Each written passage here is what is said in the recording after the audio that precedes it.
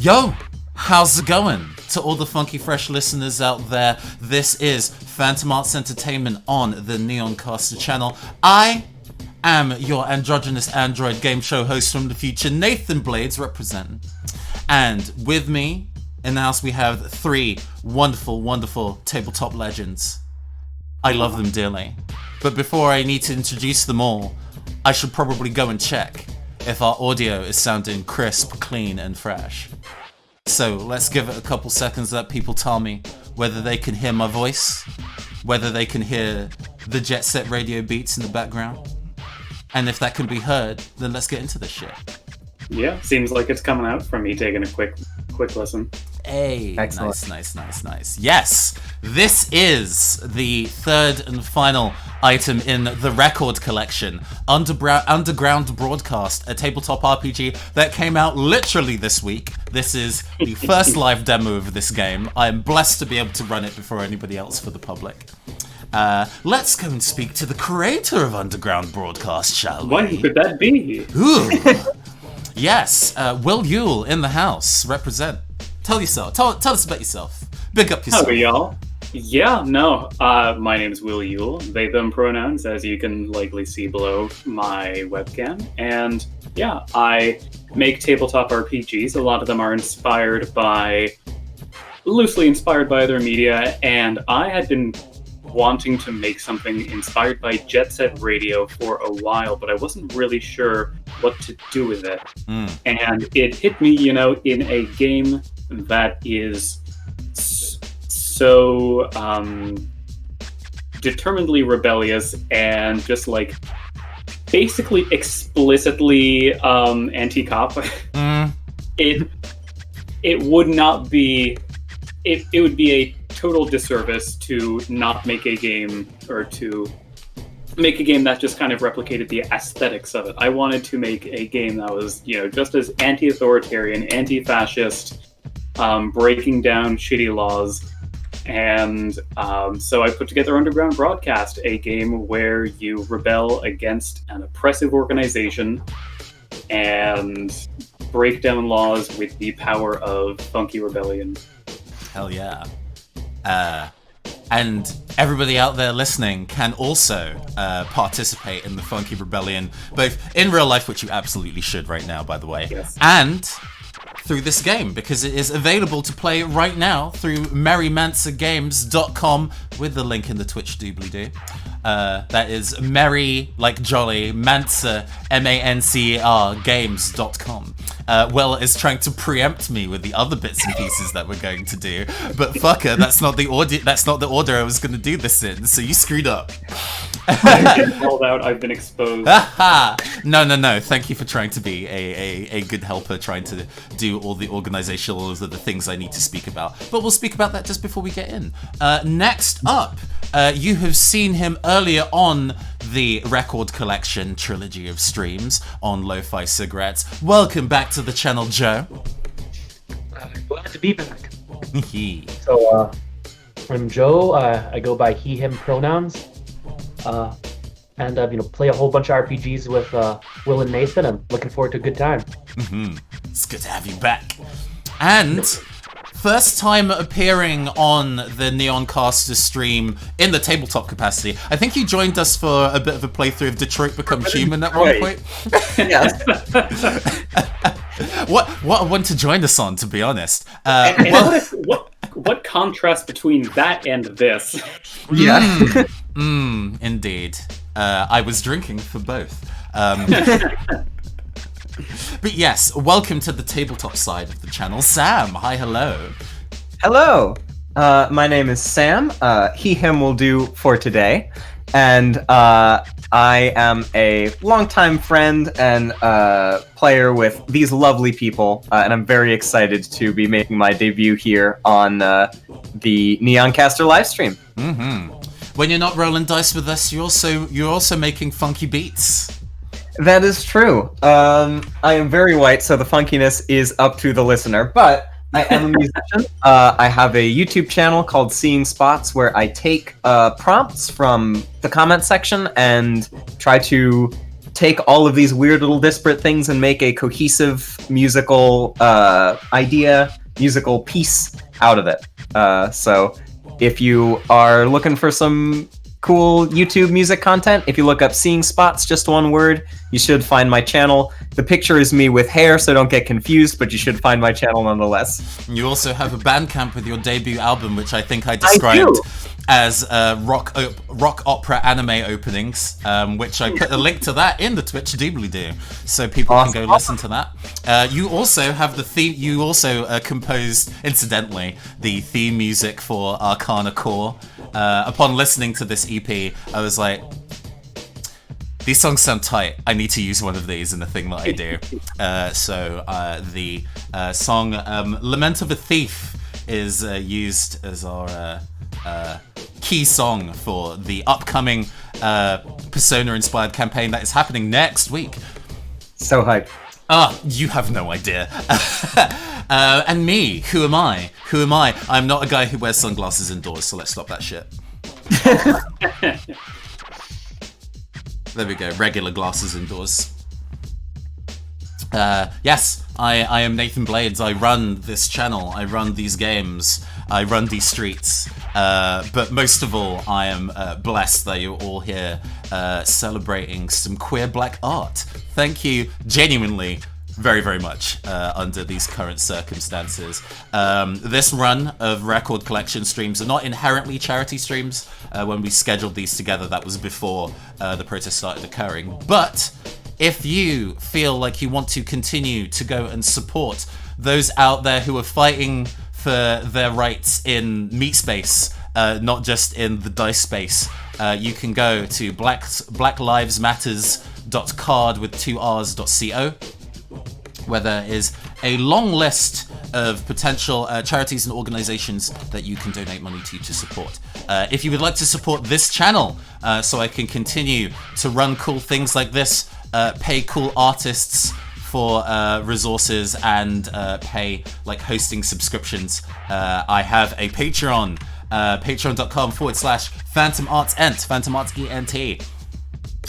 If you support that, you get PDFs of one-page RPGs and scenarios, that I write. I would absolutely be honoured to have your patronage. Right, with all that blurb out the way, with all the shilling done, thank you very much for everybody being patient. How shall we get into this? Shall we get just straight into making these rude boys and girls and non-binaries? Let's do some world building. Yeah. Okay. So, Underground Broadcast is all about fighting the establishment, the oppressors, to make a brighter world for yourselves and others. But what kind of oppressive world are we fighting against? Is one of the things that we want to go and determine first before anything else. Actually, would we like to do some lines and veils and stuff real fast? Oh, sure, we can do it that way round. Absolutely. Again, this is a spiel that I tend to do. I've done on previous streams. Please be patient while I go through it once again. Normally, I would like to use the Bree Bo-Sheldon script change system for handling sensitive topics and similar. That uses stuff like play, pause, and rewind to navigate both our desires for safety and narrative desires in a very filmic quantity. Because of the stream layout that we're running here, we're going to be using a more straightforward X card system. If at any point you would like to take a pause, so we can like step around a particular topic, or just because we need to take a break, you can write X on a card and show it on camera. You can hold your hands up in an X. You can type an X in the Roll20 chat, so I'll see it. I'm kind of keeping an eye on the stream view, so I don't get to see Discord chat right now, unfortunately. In terms of lines and veils, for those who don't know, lines are things that will definitely not happen on camera or not be discussed at all during the running of the game. And veils are things that might happen, but they're not going to happen in direct scenes. They might be something that happens in the world, but off camera. In terms of all the kind of like relatively obvious topics, there's not going to be any sexual abuse in this run. Child death and teen peril is, well, probably teen peril, but teen death is not going to happen in this. Team Peril, depending on how old you'd like to make your characters. If there are any particular lines or veils you would like to raise now, that'd be great. If we run into any particular lines or veils as we play, feel free to raise and we'll negotiate that normally. Sure. I think when it comes to this oppressive organization, I definitely personally prefer if the oppression and violence was not racially centered. Indeed. And in terms of the violence, like, I think having it be more cartoony would be great. You know, it's very in character for the setting for like the cops to, or you know, for settings that you can play underground broadcast, for cops to like pull out a military helicopter or a tank against some skate punks, and that is fun. But cops are also pulling out military equipment against real people in the ways that are less fun right now. So I think keeping it more like, you know, there's lasers isn't necessarily a bad idea. I'm just more thinking in the sense of like, you know, the bullets ricochet along the ground and like you can use your skateboard to deflect them if you, depending on the laws that are in play and whatnot. Absolutely. I'm more than happy to go cartoony and over the top. In the video games, you can take out said tanks and helicopters with a can of spray paint. So we're already kind of playing it pretty fast and loose with what things are defeated by what. As a result, and because just ACAB, I'll say it on stream, Twitch ain't paying me no money, I don't care. You can go as over the top in your combat maneuvers against the oppressors as thou wilt. Get as dramatic and cinematic as you want. Nobody's going to die, but you can absolutely kick their ass over the horizon like Team Rocket in a really, with a like twin-footed leaping kick kind of drop kick. If you want to do that, anything goes in that kind of regard. Are there any other lines and veils that we'd like to raise before we get into world building? Sounds like a no. Everything's covered that I would want, so yeah. Beautiful. Absolutely. So yes, world building, like this is something that I would do in campaigns pretty consistently, is everybody working together to build out the world some. But this is actually, even though this is going to be a one-shot, we're going to be doing some of that here as well. To read the box text from the rules itself. Everyone at the table works together to answer these questions. Give everyone a chance to answer at least one, although people can open it up to the table to decide. And we have 5 here, so I mean, you know, I'll pick on each ear in turn to go and answer a question, but everybody can kind of offer additional advice and shaping as we go. So, Joe, what kind of city is this? Is it crowded and coastal? Is it sunny and solar panels? Is it colorful favelas? How would you like to spin this one? I think how about like a shiny modern tech city, like the one that like where it's like built upwards, if that makes sense. Ooh, there's like really all vertical. sorts of like, but it's like there's all sorts of like sky walkways and like stairs going up and down different layers and parks on top of buildings, that kind of thing. So like very much skyscrapers that look like they're just plated with mirrors. Cool. Like a lot of chrome. Yeah. Nice. Neat. Love that. Will. That's me. What organization rules with an iron fist? Golly, we don't have. It's got to be the local police department. Yeah. Let's see. I'm trying to think of like what should the first 2 letters of this be so we can get something like the something PD. God, this is the dumbest thing ever, but I just imagined CRAPD. Correct. What? Yeah, this is now a tie-in with the movie R.I.P.D. I guess if it's something like Altitude City, so it's like AL or ACPD. Yeah, I like that. The dumb idea, the GIPD came to mind for reading it backwards, but let's go with the ALPD. Nice. Who have militarized beyond any semblance of sense and are really only here to protect property. Oh, they are very much a PMC at this point. They're privatized. Sam. Yes. What do they suppress, often with force? I think that they suppress self-expression in the form of fashion. Everyone is supposed to wear a completely uniform getup, and anyone who is doing any kind of like interesting colors, hairstyles, body mod, anything like that is seen as subversive and therefore has to be suppressed. I'd like to. So I love the fact that this city has a school uniform. I would also. We're just going full anime here. I would also like to throw out the suggestion that this uniform is extremely binary and definitely like you have the girl clothes and you have the boy clothes. Fit in your box.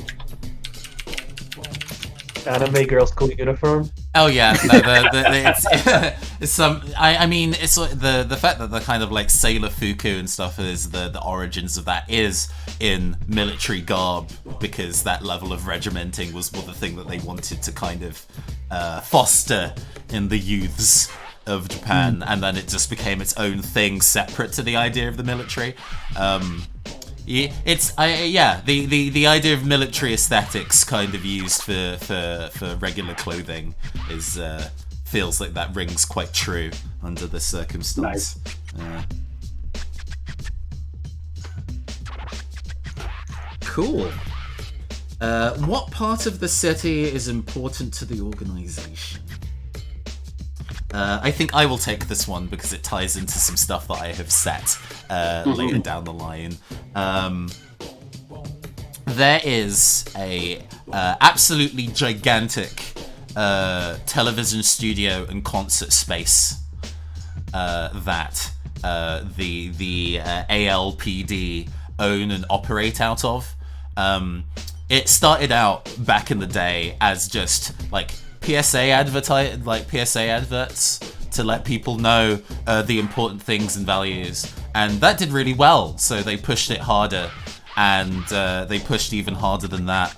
And then a rival TV company started saying things that were running counter to what they wanted to say. So they bought out that studio, and they bought out some other studios, and it's now gotten way out of control. So ALPD News is a thing that most of you will hear on a daily basis. I wonder why someone who has worked at the BBC would come up with this idea. Well, first of all, the BBC is not a monopoly, and we have to be very forced to not do that under many circumstances. But yes, I once put out a tweet, I think a couple of years ago now, that said something along the lines of, people keep asking me, Nathan, when will you stop making media that consists of your weird opinions about art? And my answer is never. Never. But you yes. can make it, it's not about that. Why would you want to? I've ran a tabletop RPG podcast for like 3 years that is nothing but that. But yes, they have a very, very big television studio and concert hall. Cool. Hot. And just we can kind of collaborate together, because this is what you guys are going to be doing. In one sentence, what big hit against the organization will you make? Let's get scratching. So I do have an idea for this. Okay. Since there's ALPD News is like taking over everything and fashion is outlawed, a pirate broadcast fashion show. Like trying to hack into the studio and broadcast our pirate broadcast fashion show. Oh yeah, I do like that. I was also thinking about, some way to like take, because I have to imagine if these uniforms are mandatory, they have to have a lot of them sitting around. Having some way to just like widespread modify them, like splash in a ton of paint on a bunch of them. That could actually be a fun thing to bring to the pirate fashion show. The like production facility of the clothes. You go Yeah. and like get in there. Okay, yeah. Oh yeah, but I do really like the idea of hijacking their broadcast organization to show off some deeply suppressed and truly subversive fashion. Joe, is there any kind of additional angles you want to add to that? I think that sort of covered the big things I was hoping for. Like of course, there's a TV station. You gotta go for it. Just threw you a softball there, I guess. Okay, yeah, we have our world built. Altitude City's police department has gotten so big they have their own TV network and can enforce a very restrictive gender binary clothing policy across the city. And it sucks, so destroy them. The laws are the next thing. The organization, the ALPD, have 5 immutable laws that they establish that everybody has to adhere to on pain of some kind of punishment.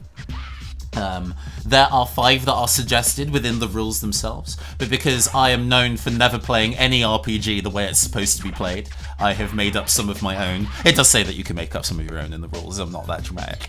But these are the 5 rules that the ALPD is enforcing. You cannot hide from the organization. The organization controls all media. Your free time is taxable by the organization. Ooh. The organization's adverts cannot be skipped. Only the organization can wear black. I like that one. Nice. So the fact that, some of the stuff that you suggested has now come into that as a whole has come together quite nicely. I dig that. Very nice. So now we know what our world is, and we know the things that we're going to be destroying. We're going to be breaking those rules one by one. It's time to go and make your Rudies. Let's do it. You all have. Shall we go with each item in the list and go round the table for them? Shall we do it that way, or shall we build one character at a time? Why don't we go? Characters are pretty simple, but why don't we go one item at a time? That might give people more time to think. Okay, cool. So you have a short, I guess, stage name, similar to Tab and Gum and Cube and Garum. You also have a similar short, punchy name. I'm definitely going with Hex. I'm going with J, just the letter. Ooh, I like that. That's the full name, J, just the letter. I mean, I'm going. There's normally an awkward pause after I say it, then like, just the letter. Just the letter. Nice. All right. So I need you guys to help me. I want it to be inks, but I'm not sure if I want it to be ink ending in a capital X or inks spelled with a Z at the end. Oh. I mean, I heard that as INKX personally when you said inks. I like INKX. Okay.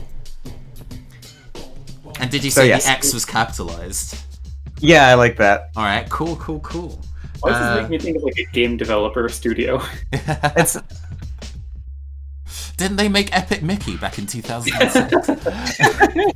Elon Musk releases the Ink X. It is not necessarily established in the rules, but just so I have it matching on the Twitch layer. What are the pronouns of your characters? Hex is going to be, I think, she, they. Let's go they them for inks. No, I think I'm going to go with it pronouns. Oh, okay, cool. I'm now realizing that Inks has reminded me of Blinks the cat from the Xbox. Nice. What is your dominant color? Oh, I mean, saying black out the gate is... I think I like, I'm gonna say burgundy. Mm-hmm. I'm going to say, I'm totally going to steal the colors from the Rudicom and do purple blue. Yes, that is also a fun thing to mention. There's OCs in the artwork of the rules itself. They are our own personal Rudy's OCs, which is pretty great. Did you say blue-purple? Yes. Cool. And Inks? I think green with very strategically placed and striking splashes of black. The gamer colors. Yeah. Oh no, I sound like a game studio and I have the gamer colors. What have I done? I'm sorry, you're an Xbox now. Just lean into it. It's fine. Or a Razer mouse. You have a flashy and compact way of getting around. Roller skates, skateboard, parkour skills. Because this is a cool, vertical future city, if it's a hover whatever, I think that also is allowed. Ooh, nice. I think I'm going to say a skateboard, but this is not a hoverboard because I specifically like just the feeling of actually grinding on something is very, very satisfying. Shout out to Tony Hawk Pro Skater 3. Let's get the late, the great. Jay. I'm thinking rollerblades. Just like custom rollerblades, made it myself. And Inks. And I think that this is gonna be. I do still like the idea of, I don't know, wheels are like such an important part of the aesthetic. I think it will be wheeled, but it's like a stolen and modded, you know how some companies have like those tourist electric scooters you can rent and ride around. I think this is a mod chipped and customized electric scooter, so it goes way faster than it's supposed to. And obviously I'm not renting it. Nice. So is this one of those flip out Razor scooters, or is this specifically okay? I just want to say I love the fact that you're doubling down on the Razer identity, despite the fact that two completely different Razors. Listen, it's double or nothing. Next, 3 tags to describe yourself.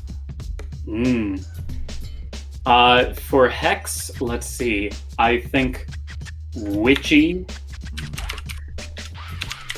I think witchy. Ominous. And let's see, what's a good third one to wrap it together?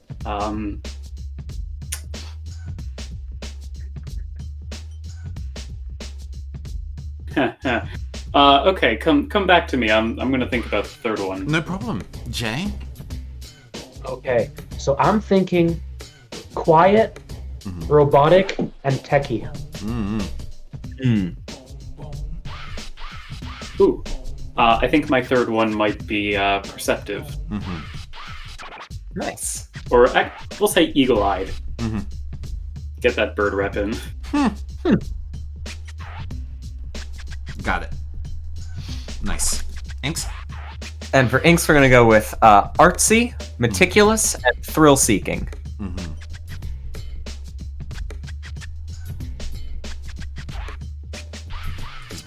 I hope I can add all this sensibly into the kind of layout that I've got, and it'll fit. Stream We'll see. Good luck, friend. I think that's pretty much it in terms of setup. So I think what we'll do, while I can get this added into the stream layout itself, shall we kind of set up an opening scene where y'all are just hanging out, and you can talk amongst yourselves and do some inter-character stuff while I kind of do layout. So where do you guys hang out? Where's your kind of base of operations? Hmm. Let's see. I'm wondering if there is a rooftop of a local community supermarket or something like that. It's not like a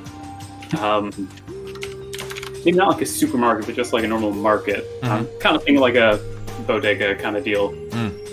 And friends with the owner, so they let us get to the top floor and chill and hang out there. And not rat us out for the fact that we are definitely not wearing the city uniform.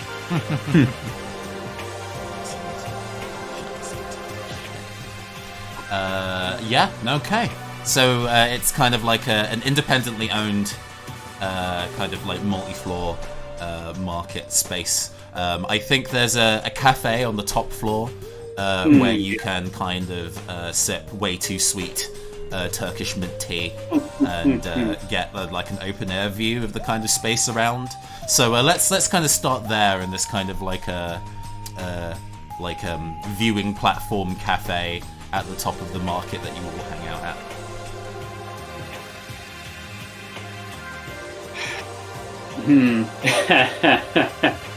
As I'm picturing Hex pouring some tea that is still just piping hot into their teacup, and then just despite the fact that it's still visibly like lots of steam coming off, just drinking it all in one big sip. I think Inks has a sketchbook out. Obviously, they're always carrying around their pens, hence the name. And I think they kind of like hold up to Jay and Hex a sketched design of like a fashion show logo. And they're just like, "How's this looking?" It's good, but you need to make the high heel bigger. Oh god, you're right. Oh, and I just realized actually this part is a little bit, and then they kind of like bury themselves back in their sketchbook and kind of trail off. Can that boot go up to the knee also? Frankly, I'm offended with myself that it didn't already. Also, one more buckle. Yes, you want to say. So Jay is there. It is like wearing like a full mask and like goggles as well. They brought Fitbit brought some of their own like microelectronics, and it's sort of, instead of paying attention to the tea or snacks, it's just playing with their electronics. Barely paying attention to any of the conversation.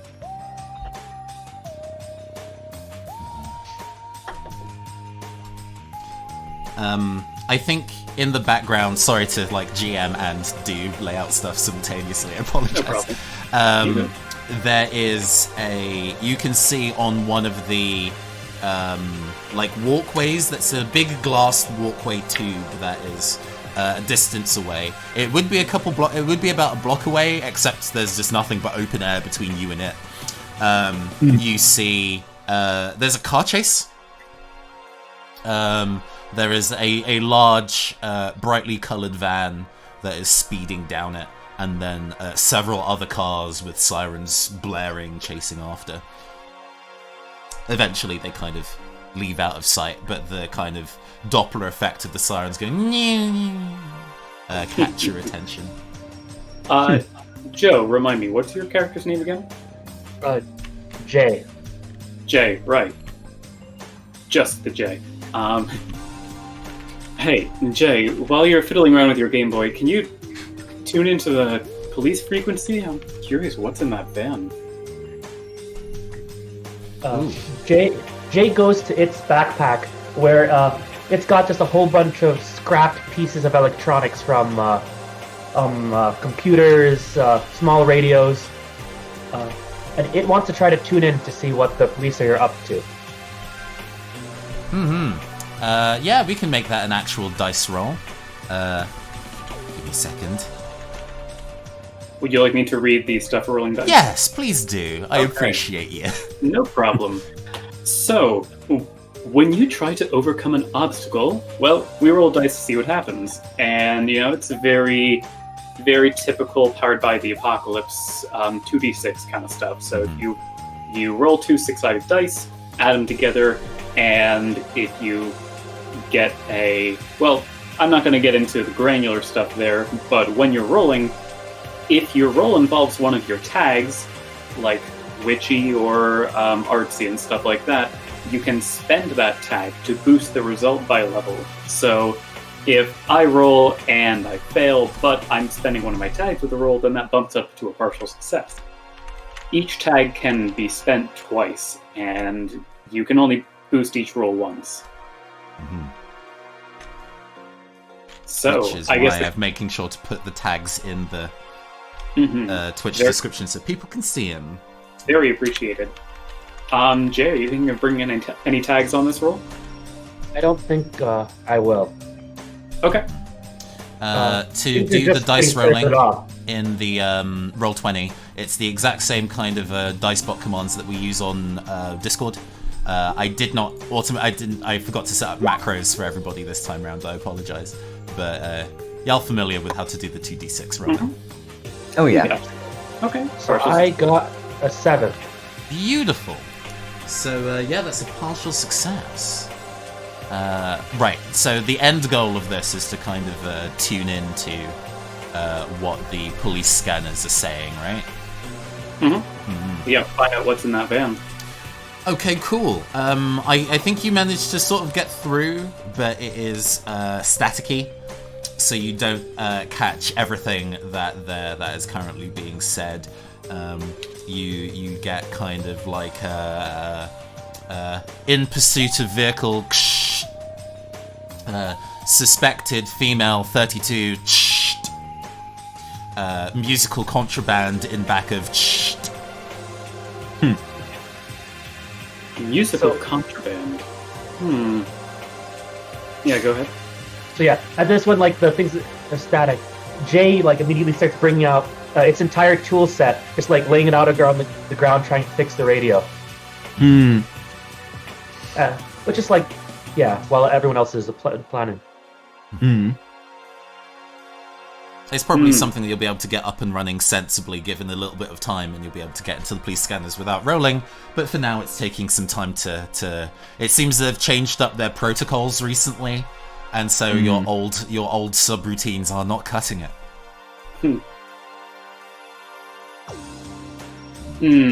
Some musical contraband could be handy at the fashion show.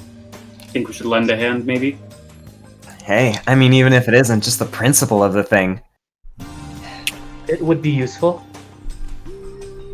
By the way, you're going to drink that, Jay. Alright, so I look up slowly. I go to the tea and pull down my mask and just drink it all in one go. While that's happening, Inks downs an entire can of Dr. Altitude for the caffeine buzz. Not to be outdone, Hex takes the pot of coffee and just pours it straight into their mouth. Oh god, you're all gremlins. Jesus. Witness me! And then I think Inks kind of stands up and snaps their Razor Scooter down with an extremely practiced click and goes, "All right, who's ready for a chase?" Let's get to the roof. You get you get another piece of information from the police scanner. It seems they're in pursuit heading to let's see. There is a large outdoor plaza with a huge fountain, and in the middle of the fountain is the chief of ALPD, Quinn Commandant.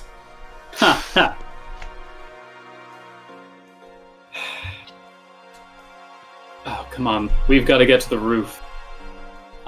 And Hex starts running up there. I think because this is something we've done multiple times, what I'm picturing is basically at the roof, there's just like maybe a series of rails or like going from a emergency or fire escape stairwell that is much faster than just like running down the stairs. We can just basically grind down that and get a rolling start. Absolutely. I don't think you guys need to dice roll necessarily to exit the scene, but absolutely tell me how you guys peel out of the space, possibly doing a cool trick as you do so.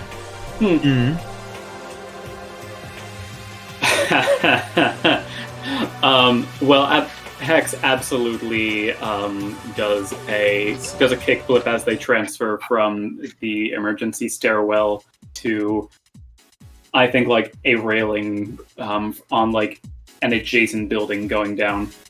Mm-hmm. Oh no, actually, it's a busted gutter that's kind of perfectly tilted. Nice. Yeah, I think similarly, going on to the busted gutter, I have no idea what the name for this scooter trick is, but Inks does the thing where you have the scooter, you lift your legs up, and the Bottom foot spins platform around. just like spins around a bunch. Yeah. Hell yeah. There's a little sparks. I'm imagining for some reason this has been modded out so the sparks that come out of it are green, and it just kind of grinds along the railing. Nice. And Jay just does like a long jump, landing direct instead of using the emergency exit. Just jump, jumping long and ending in a slide before picking itself up. Before long, you actually managed to kind of catch up with the chase in progress. It seems that the police cars that are chasing this van, the van is very, how to put it, like airbrushed 70s wizard on the side of it kind of vibe, as there are folks, like cops leaning out of the chasing police car behind, and one of them kind of like pulls out a large gun and starts trying to aim it, but it's wobbling because everybody's as they kind of like steering around the traffic. Getting a line of sight shot is really, really difficult. The cop fires around, and it fires like almost a big kind of like powder bomb that kind of arcs through the air, and the van swerves out of the way, and it catches some pedestrians, and they all immediately just kind of droop and stop moving. They just kind of like sag there and stare dumbly as these kind of like burn past. This seems to be the most popular suppression method that they use, described as null bombs. Those that tend to get hit by it just kind of give up. They just stand there. It wears off after a while, but usually that is enough for the ALPD to get an upper hand in the situation if they hit somebody with it. I'm sure it's not a war crime at all. I was trying to think of something that's kind of like, oh man, that's really bad, but also not as bad as the stuff they actually do in real life, and that's a really hard knife edge to land. Yeah, Aiming really well because it's basically weaponized boredom. That's kind of what I was going for. But yes, you see them try and fire off one of those, and they miss the target as the van speeds on. You thinking about it? The idea of trying to hit somebody who's driving with a null bomb sounds like all sorts of a bad idea. Oh god, yeah. What have the pigs ever been competent? I'd like to try to sketch on the back of the police car to, at the very least, distract them to throw off their aim. Absolutely. I think go for it. Go and give me a... This seems appropriately daring, so go and give me a roll for that one, I think. Oh, you know what? Actually, I'm going to go one step further and sketch on the back of the car and just, like, reach in... Yeah, Hex is going to reach in their... I think they're wearing, like, a very witchy dress with a jacket on top.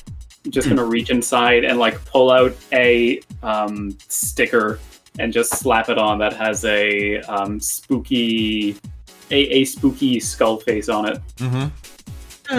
So I'd like to burn my first point of ominous for this. Actually, is this something? I guess roll first and then see whether you want to spend it, or... Something I should ask, is this something that will gain momentum? I think resolving the scene is definitely going to gain momentum on the other side of things. I don't think the scene is solved just yet. Sure. Yeah. So this is maybe the start of providing momentum, which we'll talk about when we get into it, I think. Yeah. Okay. So let me... Okay, yeah, I would love to burn a point of ominous to upshift that to a partial success. Absolutely. So you kind of like jump over and grab onto the back. Clang! I kind of picture Hex as having those kind of cool finger rings that extend over the tips of the fingers into talons. Yes.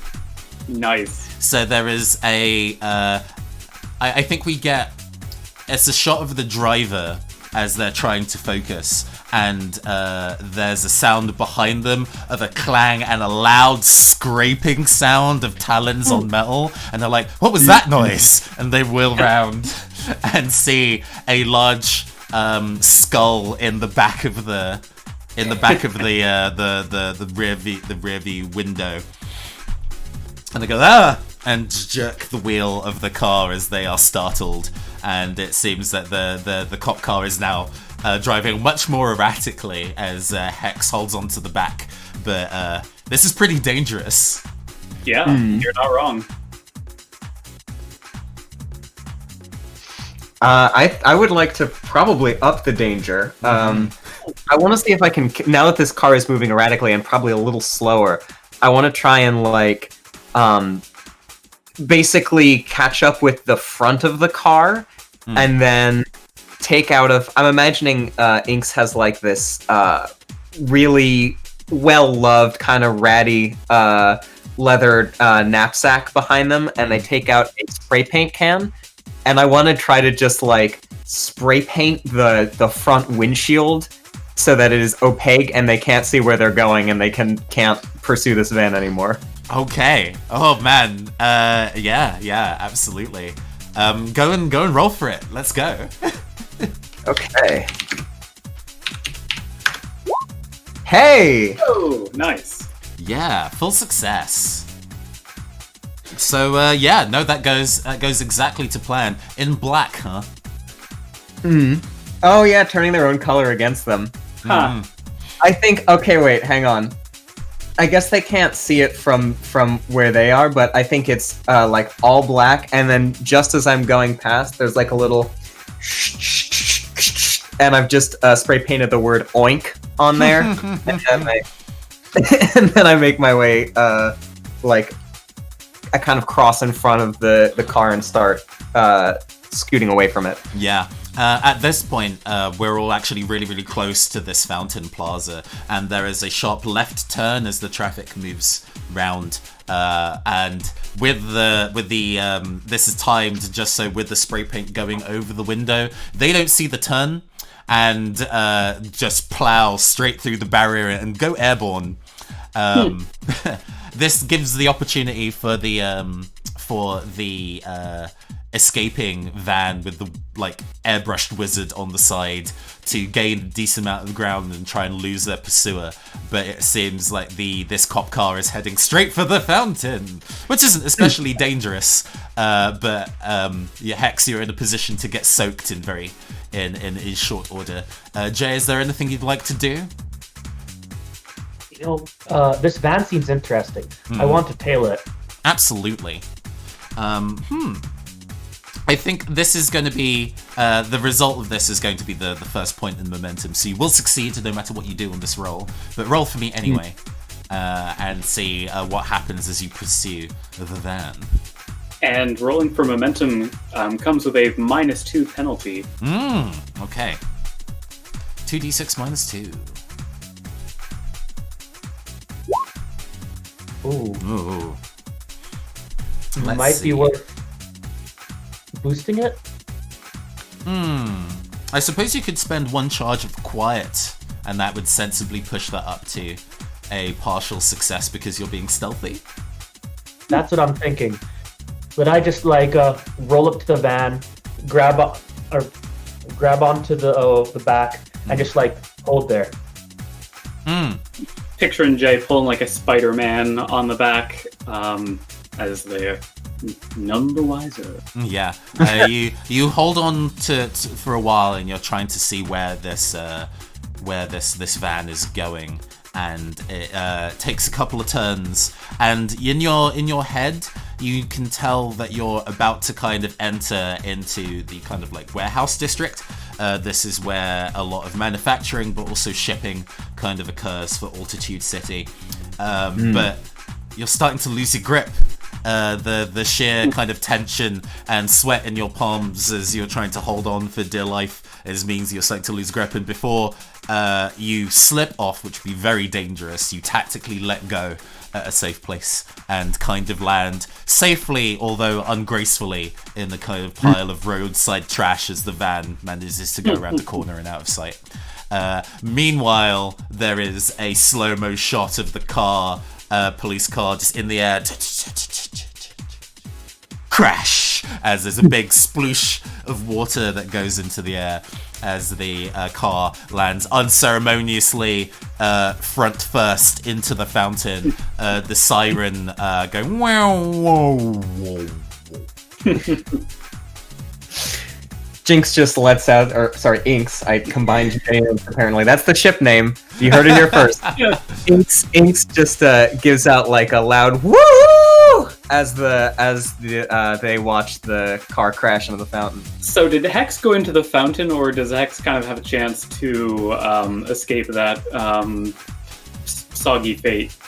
Okay. Yeah. What do you wanna? I kind of, it's funnier if you also land in the fountain, but just because I find it funny doesn't necessarily mean it's good for Hex. What is your game plan to avoid getting wet? Where you heading?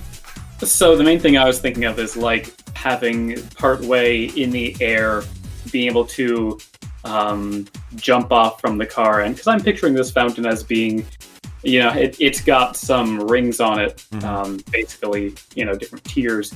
Being able to like jump off, grind on one of those rings, like again, these are pure Tony Hawk physics. Oh yeah. And then you know, after getting like 90 or so degrees, just hopping off before the fountain just goes like. That's cool. Yeah, you grind on the fountain. It starts to, as the car impacts the fountain, you feel it start to tilt.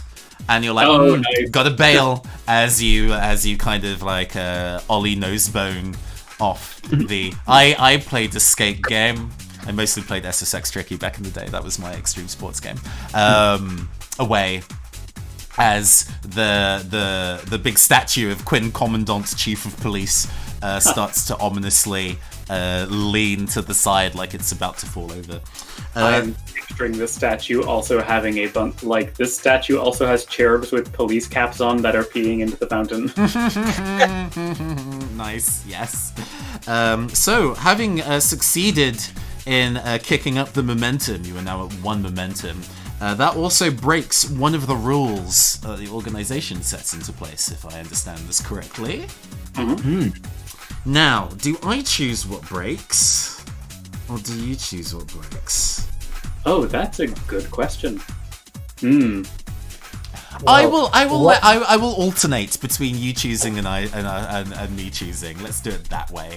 What do you want the first rule to break be? Collectively, y'all can. So as far as what makes sense, we've recently found that some group has escaped to warehouse districts, a place where the police didn't follow. So this seems to be there you can hide. True. Yeah, that's what I was thinking. Okay, Nice. Sounds good. Let's go and break that rule. And Streamlabs do strike through. Let's Not individually. I mean, this is all one text box, so I would have to make 5 different text boxes, and fuck that. So it is now just going to say broken. There we go. Did it. Yeah. Nice. You're going to have to cause more chaos than that to break another rule. But I think the tension has calmed down a little bit, I think. So enough of the pulse pounding of that. Let's go for Hmm.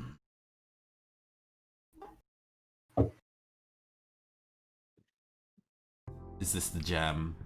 That's too chill.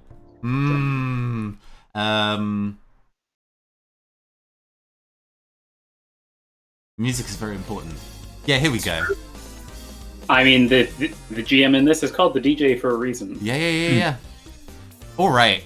So we're definitely in the more kind of like built-up, bustling part of the metropolis currently. So I think this is the fact that there are so many people around. They are definitely cognizant of the fact that this kind of failing of the police has just occurred, and multiple people are kind of like filming on their smartphones and jeering the fact that these cops have eaten shit. I'd like to note that as they're doing that, I'm just picturing like their bank accounts slowly ticking down cent by cent because this is free time. They are not at work right now. Yeah, it turns out that this period of time of filming it is worth it. Let's see. I think there's one person in the crowd that Inks you recognize as being an independent reporter for an online newspaper. They would do TV, but that's kind of difficult to do in this town. Yeah. I haven't decided on the name of this particular online newspaper yet, so if there are suggestions, I'm willing to take suggestions for what the newspaper is. Kit, what's a quick descriptor? Like, what kind of tone is this paper going for? Ooh. Or what audience? This manages to do like 80% of the time. They do kind of like Onion-style parody articles, and then 20% of the time they do really in-depth, like Gonzo journalist-style reports. But because it's buried underneath all the parody stuff, the people that would definitely like object to those kind of reporting struggle to find it amongst all the parody stuff making fun of them. Oh man. How about unbelievable? Yes. Nice. Oh, that's very good. It's all caps. And the reporter April Lockwell is this contact that, you know, she has been working for Unbelievable, said that way every time, for about a year, and she hasn't got any major. She's mostly been doing the 80%. She's been doing the parody articles, and she's been trying really hard to get the perfect story for the 20% bit under her belt, but she's not made it there just yet. Yeah, I think I want to sort of I imagine I still have a lot of momentum, and I imagine sort of like scooting up to like scooting past her and then coming to an abrupt stop, and then just being like, "Yo, April." Oh, good afternoon. What are you doing out in the streets? It's around lunchtime. Shouldn't you be at work? She grins, knowing there's no way that you would be at work. Oh yeah, you know me, April, one law-abiding citizen. Technically, I'm on the job, so my bank account isn't decreasing from this debacle. Oh god, like I ever check mine. You tend to not have your smartphone on you. I think to establish the logistics of how they tax you for your free time, it's mostly based on what smart technology you have on you. They can tell whether you're at work because your smart technology tells them that you're there. So by not taking it with you, it cuts you off from a couple of luxuries. A lot of payment for things is contactless, for example, which you'd need your phone to do. But as far as they know, there's like a picture-in-picture of where your actual day job is, wherever that might be. Oh god, it's gotta be at like an art supply store. Let's just keep it on brand. Just in the back room, there's a smartphone and the screen is on. That kind of has a little GPS and there's a little bleep bleep of where you're supposed to be. So yeah, you've left your phone at work, so you can go and do shenanigans outside of work at the moment. This is just a very long lunch break, you've decided. Yeah, I think Inks is even like, what are you talking about? I'm at work, check my phone. What phone? Oh, I see. What phone? And then Very good. I think they kind of like, hey, can we huddle for a second? Talk a little low-key.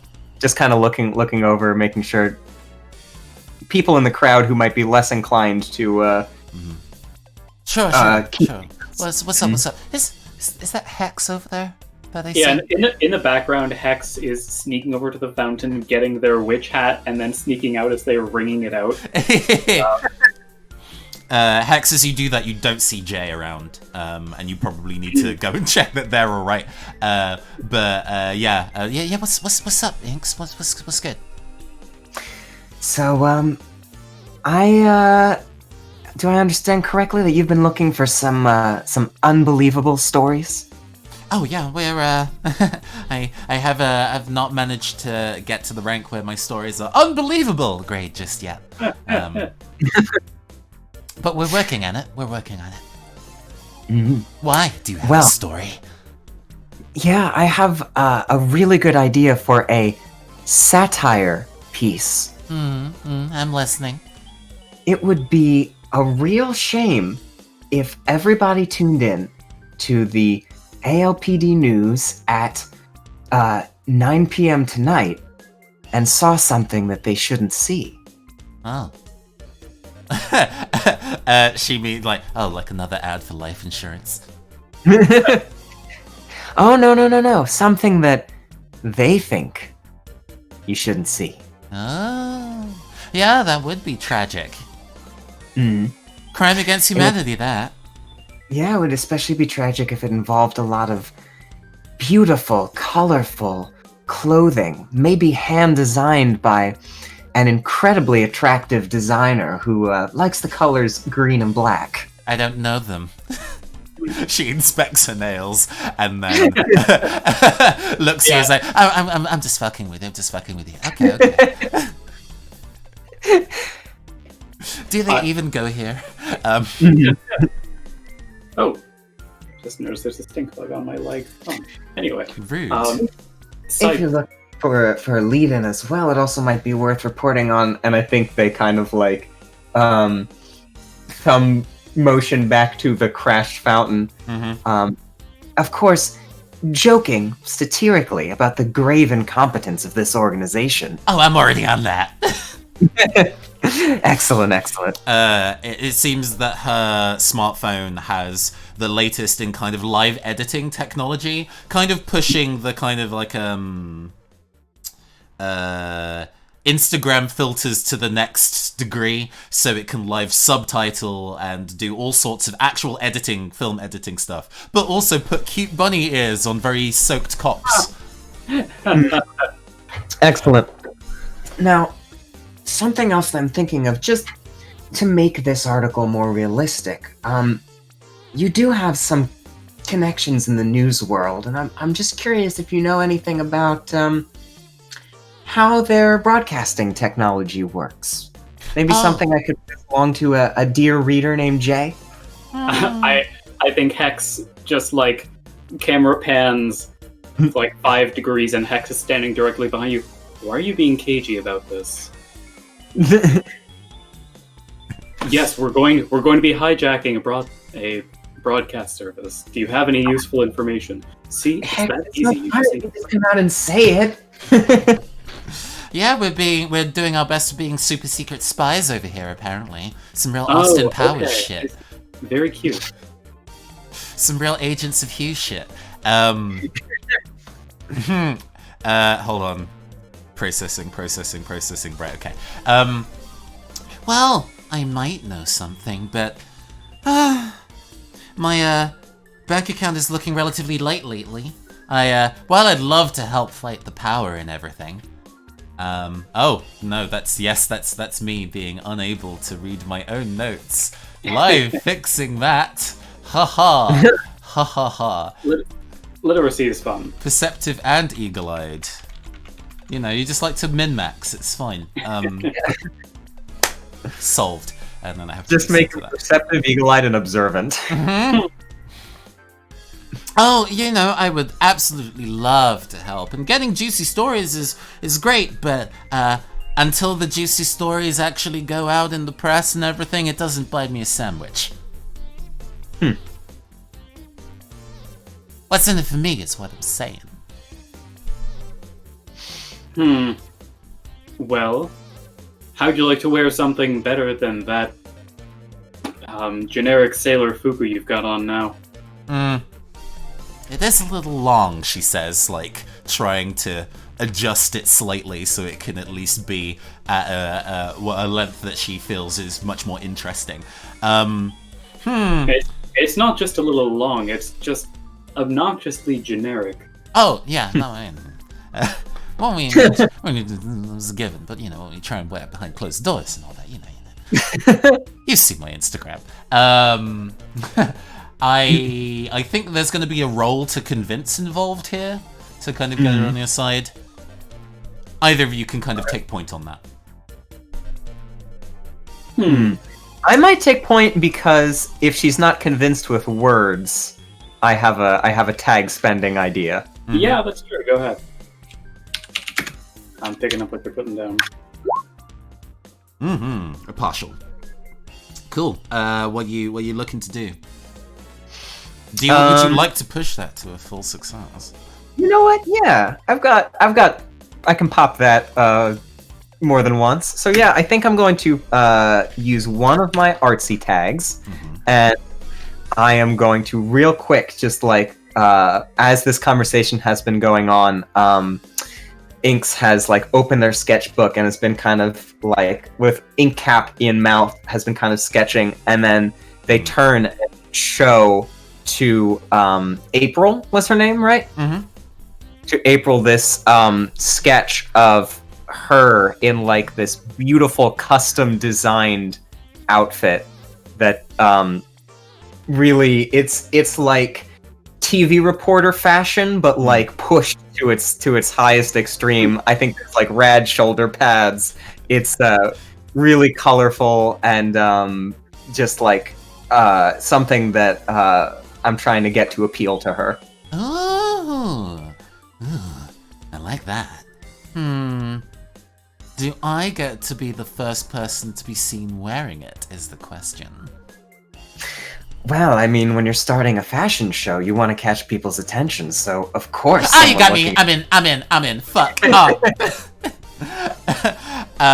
Yeah. Give me a second. Yeah, I wanted to know somebody who knows things, bits and pieces about the broadcasting system.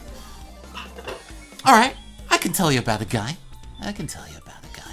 And we do a time skip kind of thing, because I think we pick up in a different space that focuses on Jay. Because the time is skipped, Hex and Inks might be there, but Jay is currently taking point in the circumstance at hand. Let's see. I do like the idea that Hex and Inks have only just caught up with Jay, and Hex sees Jay has not fully cleaned off the trash, has like a banana peel on their hoodie, and there is a let's see. You're kind of making your way to one of the highest parts of Altitude City. There is a broadcast tower that is up here, and it is pretty desolate, actually. All it really is a large kind of circular elevator platform that rises up and keeps rising for quite a while until you get to this broadcast tower. The air here is actually genuinely quite thin. And the elevator itself is made of stained glass, and you can kind of see through the inky kind of blue tones beneath the city sprawling beneath you. And depending on how extreme you like to be, the height maybe kind of puts the fear into you. But you're approaching a particular kind of like access point to this broadcast tower. You've been told that there is like a relay point that goes between the various broadcasting hubs within the city go towards this main relay point that gets broadcasted out to everybody's homes. So if you can get to that relay point, you can patch in an additional input feed. So Jay, what have you done? You've had some time to prepare. Maybe not necessarily paying too much attention to your outfit during the process, since there's a banana peel apparently still stuck to you. But you've had the chance to go and maybe get some resources or get yourself in the correct frame of mind to do some protest hacking. So I'm thinking Jay is part of a small electronics shop, and to offset the whole on-time, off-time, they've got like a Roomba set up that has their phone's GPS on it. So it spent the time to prepare like just the beacon needed to hack into the system in order to relay the pirate broadcast. Oh yeah, nice. You didn't have the equipment on hand. Fortunately, one of your colleagues, they don't work at the place that you work, but they're there a lot. Chris Smith tends to help you out with certain deliveries. They pull up on a moped. Like on the way to the destination, there's like a roaring sound as this moped pulls up, Akira skids with this dude with a large hat and long hair that kind of obscures their face. They like special delivery, and they offer you a pizza box, and then do a wheelie on the moped, and then speed off back in the other direction. So you have this pizza box with you now. So I, just when you grab it from them and nod and open up the pizza box to see what's inside of it. It's whatever you want to have inside. This is your special delivery request, so it will whatever kind of tools and gadgets you need for this particular hack. So we need a relay, like something to hack into the system, right? So well, that's what I want to build. Absolutely. You have this with you now. A steaming, like fresh out of the oven, not pizza, as you continue to kind of ascend on this elevator platform going up. It seems relatively quiet, and you have some time to talk with yourselves a little bit. But it's going to be a hot second before you fully arrive at the destination. I've kind of got a bad feeling about the fact that we haven't really run into any of the ALPD yet. Yeah, you'd think they'd want to guard this more carefully. The air is thin up here. Maybe they don't like it.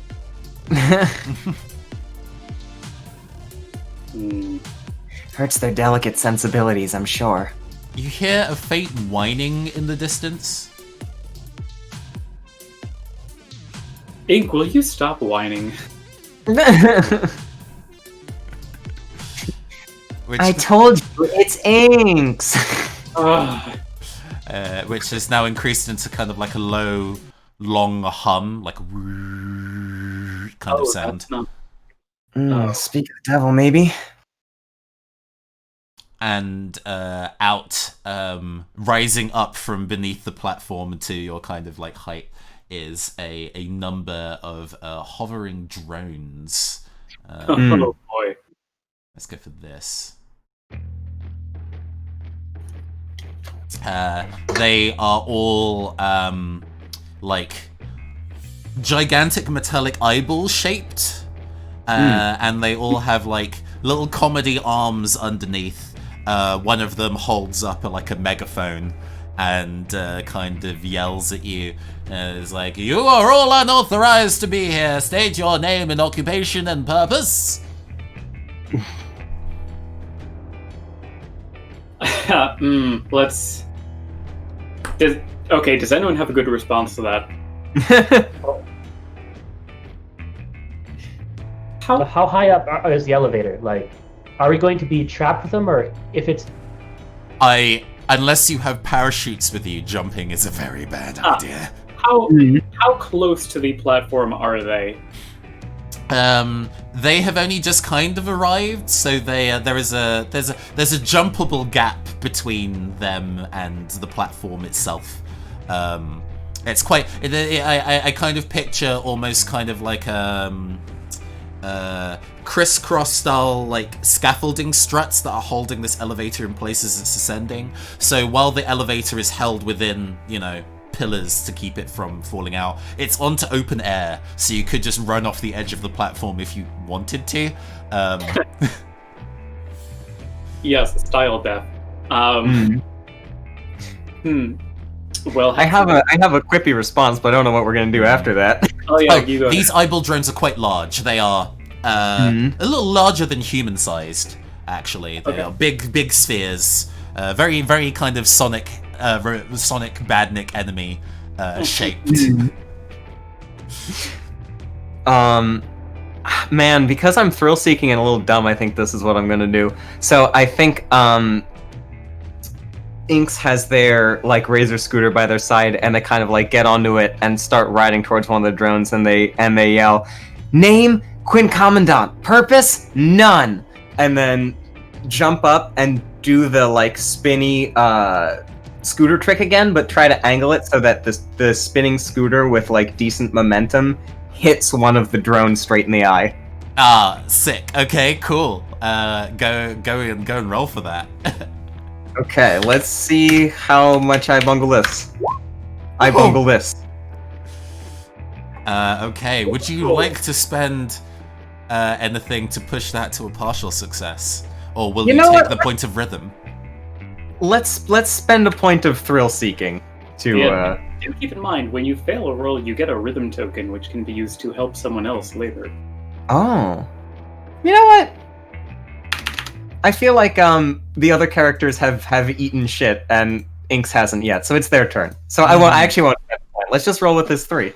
Oh, absolutely. Yeah, you leap off and try to do a dramatic kind of attack with your scooter, but they use one of these kind of like grabby arms, and they grab you by the leg, and you are now suspended upside down as they are kind of like...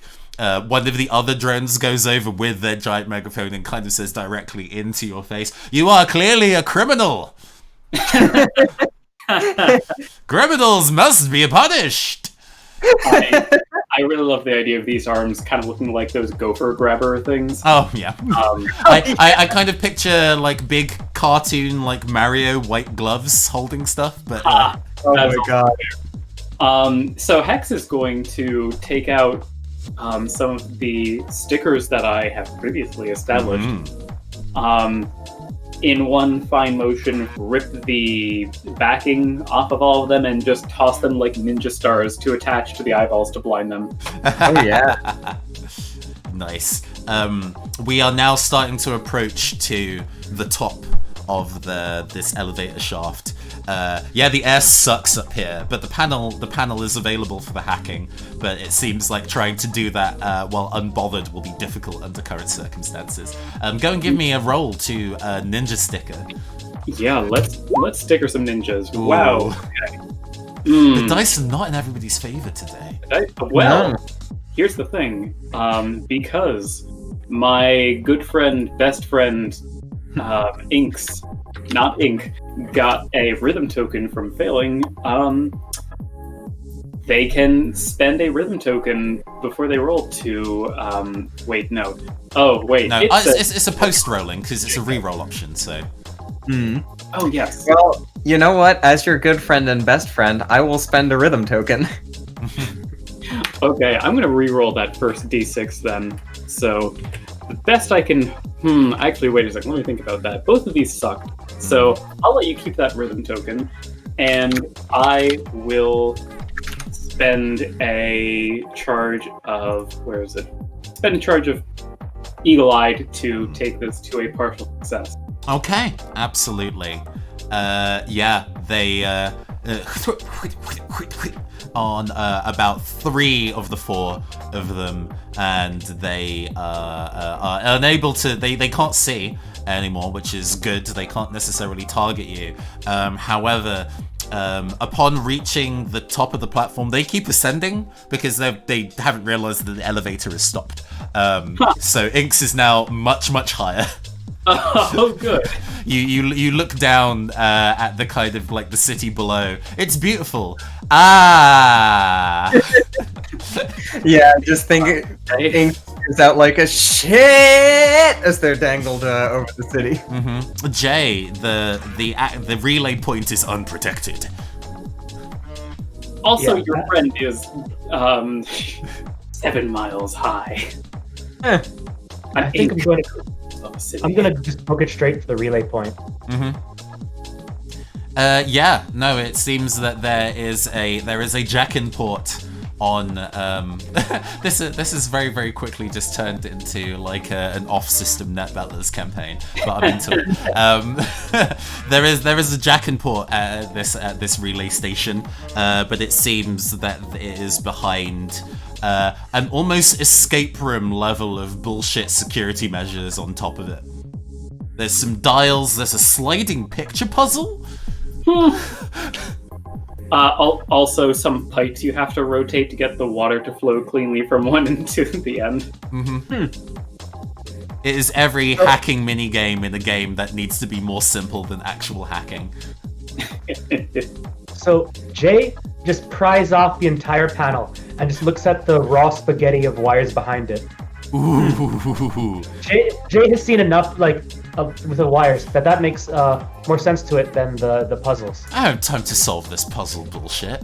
Sure, go and give me a roll to infiltrate.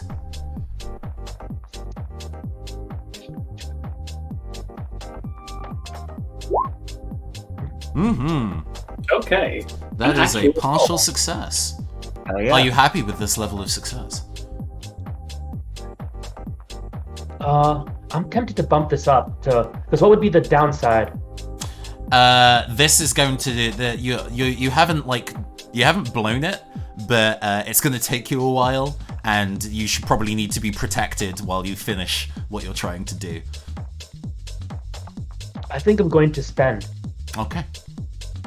I'll say one of robotic because I find the raw I'm much more familiar with the technical bits than the made for human part. Oh, a suggestion: the hacking device is like a little Gunpla Gundam figurine that has some AI in it that will do the process for you, and you just need to kind of set it up and let them rip.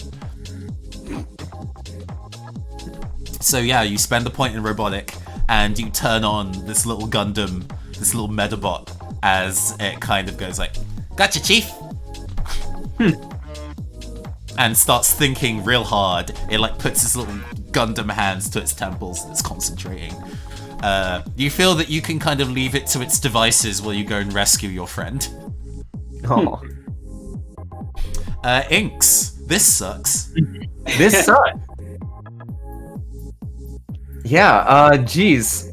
So how close is solid ground from here? If you dropped from here, you would hit the elevator platform, and that wouldn't be super great for your bones, but you wouldn't die. However, the broadcast tower, that looks like a kind of Tokyo Tower, Eiffel Tower kind of square pyramid to a point kind of thing with satellites up top, is within kind of desperate grabbing range. So you can grab onto the broadcasting tower structure itself to rescue yourself if you wanted to try. Yeah, let me give that. I'm kind of imagining Inks is kind of almost just out of reach, and they have to wiggle back and forth, grip, kind of knock the robot's momentum so that they can finally grab it. Nice. So let's try that. Now realizing this is officially a Thought Slime sponsored thing since we've entered the eyeball zone. Now we have Hey! to. Oh, Now you say that, we have to tag him in so he can see the reference we did about his cool show on YouTube. That is a critical success. Yes. So bad. I mean, let's go and change the music briefly while there's a crit success going, because that's important. Okay, gimme. What happens? You have the floor. Okay. So I think because this is a crit, I think this doesn't just like get me out of the jam. I think this is it okay if this like ends this robot basically? You critted. Do what you want. Yeah.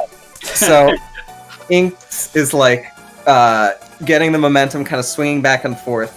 They're being held by the legs as they grab onto this tower, but with the inertia they already have, they like twist their torso around so that now they are kind of upright, and the robot, which is holding onto their legs, gets like swung around and just smacks into this broadcast tower.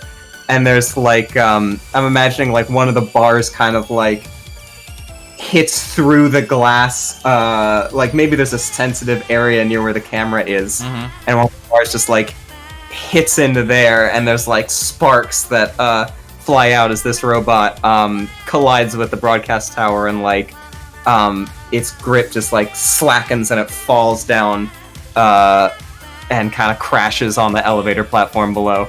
Oh, but Will has an idea. Yeah, I would like to make a suggestion. The little Metabot is currently looking at these wires like, it seems I need to cut a wire. Pulls out sword. This is plastic. Throws it back, and then like a shard of glass from the eyeball falls into its hands. Like, perfect. Yes. Yeah, it kind of does a whole little kind of like shing shing shing shing shing shing shing shing shing, and then it appears on the other side of it. You are already hacked. Big spark comes out of the terminal, and as it kind of turns to Jay again and does kind of like a little hey, pick me up style gesture. It's complete. I broke the thing. You're patched in. I pick up the robot and put it in my bag. Oh no, it absolutely sits on your shoulder and kind of like does a little I successfully hacked into the thing dance. Do note that plastic sword that has dropped is worth like $80, so do not leave it here. Hex, what do you feel like doing? These eyeball drones are definitely in chaos. It seems that the hack has gone pretty successfully. It's now maybe time to make our escape. Okay, well, I'm wondering, is this going to be a momentum roll as we are advancing our Indeed. Excellent. Okay. Big try. I think to make our escape, let's see, so one eyeball drone is dead, but three are not. There's three of us, so I'm going to say Hex is going to try to, like, hop onto one of the eyeballs and basically grab its arms and use its arms to basically, like, pilot it down. And encouraging the other two to do just the same. Absolutely. Go give me a 2d6 minus 2 for robot wrangling. Happily. Let's see. Inks, would you like to spend that rhythm token to let me reroll a die in case I don't do as good a job as you did? Yes, just to clarify, do I do that after the roll, or do I have to do it before the roll? When you fail a roll, give them a rhythm token. When your Rudy helps another player overcome an obstacle, you can spend a rhythm token before they roll. After rolling, they can either spend the token to re-roll the dice, or they can keep the token to help someone else later. Yeah, I will certainly give you a rhythm token to see what we do. And how are you helping me by basically hopping on at the same time? Oh, yeah. I think that, like, since I've learned the body maneuver influence trick, like, I think I'm hopping on at the same time. I'm kind of showing you, like, all right, turn now. All right, and then go to the right now. And we, like, kind of sync up our movements to, like, maneuver this robot down. Nice. Okay. Ooh, do I want to... Okay, wait a second. So that is reroll and... You could re-roll that 3 if you wanted to. Or you can stick with the partial. That's true. Let's see. I'll stick with the partial. So, if I'll take the reins here, if you don't mind. You basically cause almost like a Newton's cradle, like chain knocking them into each other, and that causes them to lower altitude quite significantly. giving you the ability to jump on quite easily. All three of you taking one each without having to put yourself at a life risking leap. And they, it seems that they're big and strong enough to carry all of you, but they're like, criminals not found. Using GPS to return to base. And they all turn and start to glide effortlessly down towards the ALPD studios. Hey! I'm not complaining. And I think there we are going to take a 5-minute break for bio and refreshing drinks. And then on the other side we'll see what other shenanigans this group of Rudies will get to. What law will be broken? We'll see you after the break. Welcome back to the Record Collection. We are running underground broadcast for you in stereo surround sound. With me once again we have Will, Sam, and Joe. 3 wild Rudies sticking it to the man, the Altitude City Police Department, who are harshing all our vibes with null bombs, some kind of powdery substance that just makes you give up and submit. We've already broken one of their rules so far, but we can break the other 4 in swift order, as the 3 are about to go and put on their own incredibly illegal, incredibly genderqueer fashion show. Did we break another rule by getting another momentum? Indeed we did. So this is kind of happening as we descend towards the ALPD studios. You all contemplate the rule that you have broken. Although I think this is my turn to choose which one of the rules is being broken. I think currently that's going to be the org controls all media, because that's definitely not true anymore.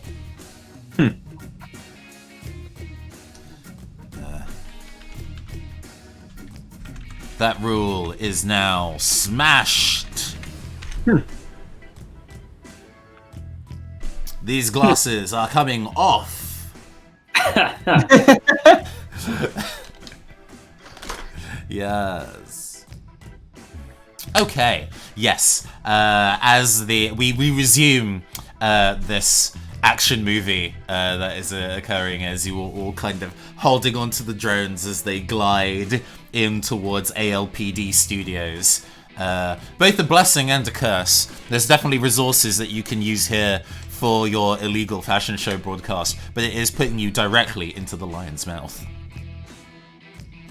A hatch kind of opens up in the side of the studio building as the drones kind of go inside, and it seems that there's some kind of like maintenance bay that they kind of report into and plug themselves into, and you kind of like, we're in. Is that hatch shaped like a lion's mouth? To be overly literal. Sure, yes. There's like a whole bunch of kind of like ominous animal gargoyles surrounding this building, and one of them opens up to let you inside. Excellent. Delightful. So extra. Feels like that would be in one of the like mid-2000s Batman movies. Mm-hmm. This is definitely some like Aladdin Cave of Wonders shit going on right now. But yes, you are in the belly of the beast. What do? All right. Well, looks like we've got to find a way to redirect the broadcast to our fashion stage. Where is the fashion stage set up anyway? Good question. Maybe it's like in the basement of that market that we hang out in?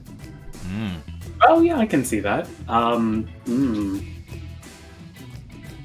So that we are literally doing an underground broadcast? Yeah, let's do that. I like it. We'll say it's a kind of big basement so that we can maybe even fit in a runway. Or actually, counter suggestion. Okay. We're going to hold the fashion show in the studio here. Gonna sneak in the goods. We're gonna hijack all of the, programming, and we're gonna just like barricade the doors so they can't get in while we're doing this. And by the time it wraps up, we'll be Gone like the wind. Oh, I love it. And the gender binary. So I guess the plan is finding a way to exit while leaving a back door open so you can return with the goods. Yeah. All right. Mission start, I guess. All right. So what is in the room that we've landed in? It seems that this is a police drone recharging and maintenance bay. So that there's lots of other drones currently offline, kind of like resting here. Are there humanoid drones? Or Sure, could be big fuck enough it. to be someone in? They it seems that the ALPD are all trained in oppressing the public and writing terrible like, what's the term for like psyop adverts? But it seems that no one has been. There we go. I can never remember whether agitprop is the thing that, like, you know, people who are trying to break the message do, or the people who are trying to control. Oh. I'm not smart. I never said I was smart, just pretty. Anyway, they're like, you know, psychologically oppressive messages. They're good at that. Nobody is good at being a cameraman. So they kind of leave all that up to Android staffing. So sure, androids do work in ALPD studios as, like, you know, grips and lighting tech and all sorts of other behind the camera jobs that the members of the police are either too lazy or too dumb to do. I'd like to make a suggestion that these androids also have big eyeball heads. And Hex, like, I think you see Hex, you know, pulling a thinking emoji face, and see the thought bubble comes on of, like, the three of us, next slide, holding these, like, hollowed out eyeball helmets, putting them on, and then the three of us marching along with some androids, you know, in the middle of the pack, and, you know, none of them being any the wiser. Okay, cool. That sounds like a good plan. Who's going to be taking point on that roll to make this stealth mission happen? I'll go. Robots are your forte. And quiet. That's true. Can you burn multiple tags on one roll? You Nope. cannot. Well, I got a failure, but I'm definitely going to burn quiet to get us there. I think that's you having used both instances of quiet now, I think. Yep. Partial, huh? Let's see. I think some comedy of errors occurs here, where you all start to sneak out, doing a decent job of kind of going like, and then standing stock still as some people walk past. And then you manage to go and find one of the studios, Studio 8, in this place, and it seems to be a it's a set for a game show. The game show's premise is that people answer quiz questions in order to reduce their student loan payments, with the risk that the student loan payments sharply increase should they lose. Nobody has won the show so far. Are these quiz questions just like rewritten history and just blatant propaganda about, like, Quinn Commandant and such? It's framed in a very well, if you're so smart and went to university, then you should be able to answer these questions, and the questions are all bullshit. Oh man, or contentious. Bullshit and or contentious. Good work. Some anti-intellectualism in there. I like it. That is disgusting. Good work making that so disgusting. Devising terrible game shows, you say? No. When I was working designing game shows, my bosses were very lovely and very intelligent, and we didn't do shows like this. There was a lot of getting the bad show ideas out of our system so we could make good ones, and I think this would have definitely sat in the let's think of a bad game show design idea on purpose in that kind of space. But anyway, yes. So it would be used for that particular game show. It's currently off season, so this studio hasn't been used in a while. However, upon you kind of getting quite close to the door, because we rolled a partial, you do actually run into some kind of like a engineer or like runner for a different show. And they're kind of like, there you three are. We needed you on set immediately. Come on, chop chop.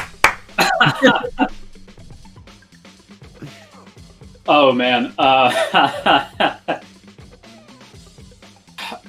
I think Hex is going to, first be like, oh man. Okay. Do you already have something planned for what this will be? Because no, I don't. Go for it. Okay. As Hex, I think, is going to grab the text collar, hold them close, as one hand is kind of moving in and out, just kind of like gently shaking them as Hex is holding unbroken eye contact, going, "No, they need you," and then I think whips out a pouch and just in his face to just get like glitter powder over him and then shove him away. I'd like to roll witchy to baffle this guy and no, that sounds great. By the way, the unbroken eye contact is with the giant eye face of the robot. I love the idea of this service robot being as far as he's been aware, has always just done what it's told and filmed the content, and then this one just grabs him by the collar and says no. In fact, they look at you in the face and go, "Oh my god, a robot uprising!" Oh man, I could push this to a partial. I do kind of love the idea of taking a failure here and getting a token. Okay. Yeah. A robot uprising! And they kind of shove you away and scream as they run down the corridor. I can't. That didn't work. They finally decided to disobey their masters! As they just kind of round a corner, and then you can just hear everybody being like, "What? The robots are acting haywire? Shut them down!" As people are starting to kind of march around the corner. No, let's not loop the mood. The mood has changed again. It's tense again. Jay, I have an idea. Jay, quick! Can you start an actual robot uprising? I will absolutely use one of my rhythm tokens to help you out, since I believe I have two now. Because you didn't use the first one. Right. Yeah. Okay. Yeah, I gave you one and then you didn't use it. Yeah. that sounds like a good idea. So then I'm going to take out my skates and skate over to nearest control panel. Let's see. Rather than that, I think a cameraman android that isn't the head removed actually comes around the corner, just minding its business, carrying donuts to go and put in the green room. So then I go its back, pull up panel, go, sorry, and hook in and start rewriting the system to make all the robots go haywire. Hex helps you out by taking a donut from the platter. Come on now. Yeah, I know. Well, Hex helps you out by first taking a donut from the pot, and then I think taking the leftover magic dust and trying to splash that into the back plating to get some of its must-obey circuits to short out. That's Oh, how wow. computers work, kids. So I got a helper. Hmm. I Would you want. like- Yeah, go ahead. I think so. Well, I do have a help, so I've got a 50-50 chance of bumping it. So I'm going to re-roll one die. Okay. I think you can. Is it just one die? Let's see. Oh wait, is it one die or both? After rolling, they can either spend the token and re-roll the dice. So you the can whole re- set, yeah. So you can reroll the Oh, entire thing. Then that's better than 50-50. Oh no. Not very much better. So then I guess I'll spend one in techie to make it partial. Okay. Cool. I'm spending fast. You rummage around in the back of this android, and you learn two things. One, it seems that to give them humanoid kind of movements, there's like a haptic puppetry system that kind of operates, that gets them to do fine finger detail and things like that. Two, they are all connected simultaneously to the same wireless network. You cannot control it necessarily by like putting a computer in there, but it seems that you can make the haptic control work in reverse and get somebody to simul-pilot androids. However, it's Simul-pilot? going to kind of require you to maintain connection, Jay, to get it working. So I think one of us will get like a joystick to control these guys. Is that what you're saying? More literal than that, you put a bunch of like node wires from the innards of this android in the backs of your hands and legs and start controlling that way. Oh, nice. Oh my god. Ink's like there's only really two candidates for this, but Ink's hand shoots up and they're like, oh my god, can I do the robot uprising? Can I do the robot uprising? It'll fit you better as I just start putting it on ink. Absolutely. Robot parts on inks. It's fine. I didn't want to do a robot rising anyway. Sure. Can I, Roll to pilot robots. Oh my god. Roll to Shinji get in the robot. Here we go. Oh, we're having really bad luck today. We are. I'm definitely gonna pop 1 point of thrill seeking to at least make that a partial. You could also use meticulous, probably. Whichever. I'll do thrill seeking because my vision of Inks is gonna try to just create absolute chaos here. Very fair. So, eventually, cops start to come down the corridor. However, in like it turns out that just so coincidentally on this floor that you're on is a separate room for Android like recoup and storage separate to the drone one, and we see all of the androids and their eyes go wee down this kind of like long line of them, and they all just kind of go You are in control. Oh my god. As I think a martial arts scene takes place as these androids bust into the hallway and start to directly fight all these other policemen. I want to mention like so I feel like there's like a cut of Inks with like the biggest like maniacal grin on their face, like just taking swipes and like watching this army of androids go and just feeling like a god. Yeah. And then there's a cross cut to the android that was handing out donuts, just like throwing donuts at them. Okay. So in addition to that all happening, I want a like badass kind of brutal takedown attack description from each of you as one of the androids takes down a cop. Oh my god. Oh man. I think if we're in the studio. Oh man, absolutely. I think this is on the like set of a safe driving PSA or something like that. That's giving instructions on how best to submit when you're pulled over, and the android just like rips a tire off of the car and just thunks it onto the cop to get them stuff like that. Nice. Oh, and then boots the tire so the cop They just roll away. Nice. Actually, that PSA, it has real cars are on set, obviously, because we pulled a tire off. A ALPD news van is also on that particular set, just coincidentally. I definitely want at least one robot to.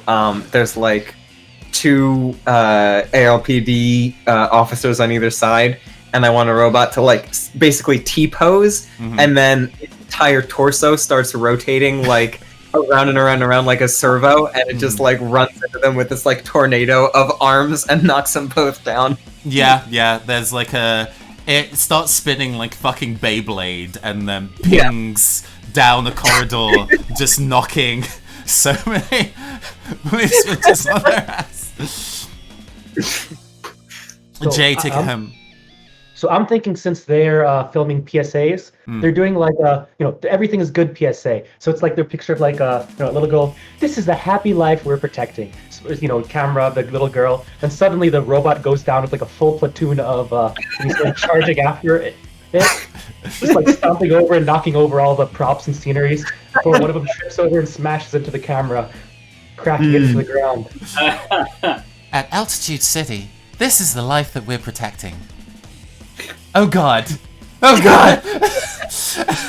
As chaos kind of ensues in the background, a studio light collapses and just kind of smashes some scenery. It's pure chaos back there. But this was a partial success.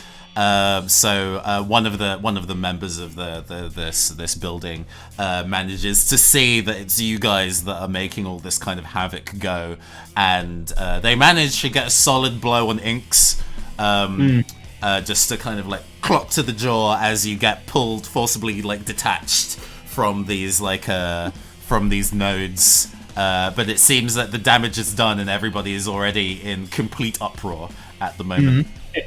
One visual that I imagine that I really like is, I think when Inks gets clocked and like reels back, every single robot in the army also like reels back at the exact same time.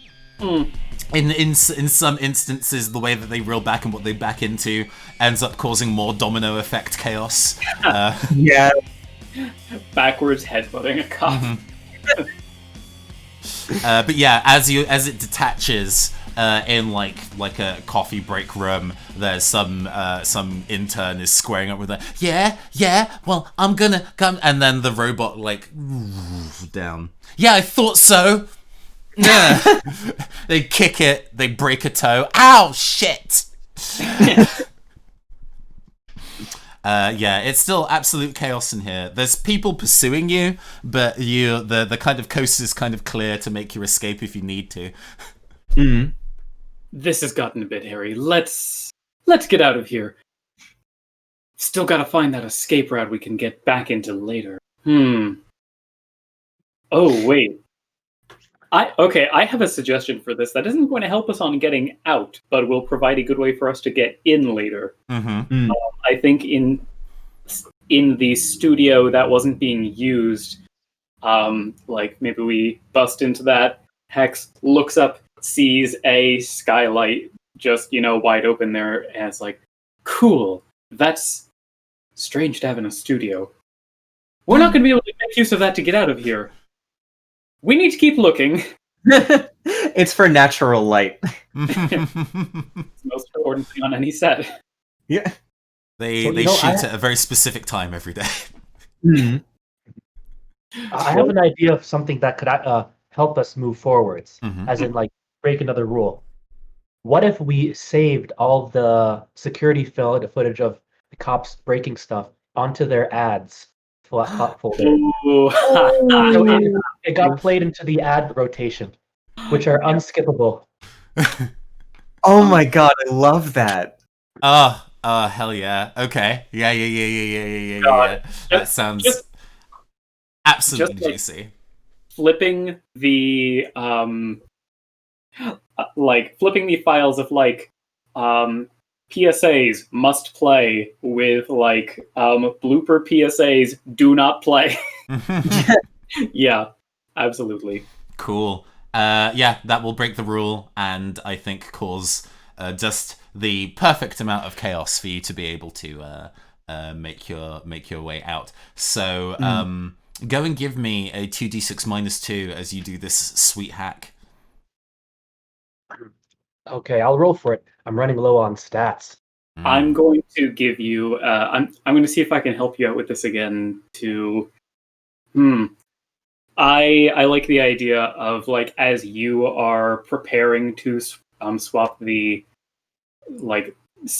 to swap the output. Hex is skating around real fast to just like take up, get all the security footage of things getting busted from the different cameras and things like that, and then skates by at the last minute to just drop this pile of data disks. So I'm going to re-roll that. Mm-hmm. This time it's a crit. This is the momentum, so it's -2. Yes, please.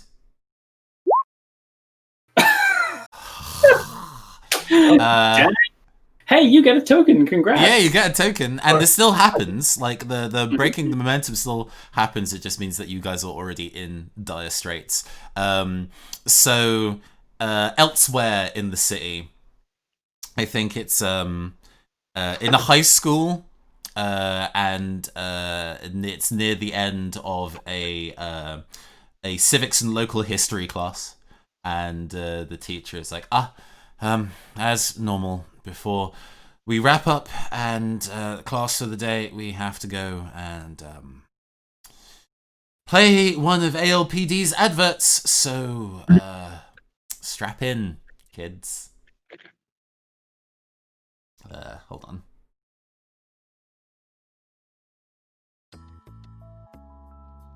Altitude City. A beautiful place. A prosperous place. We like to keep you safe. This is the world you're protecting. Oh God! The exact same scene that the robots kind of causing chaos earlier, as it then becomes a montage of the scenery being destroyed in the background, the pinwheeling android ping-ponging down the corridor, the one intern trying to kick the robot in the shins and breaking a toe, and all these high schoolers are just kind of like staring, going like, what? Meanwhile,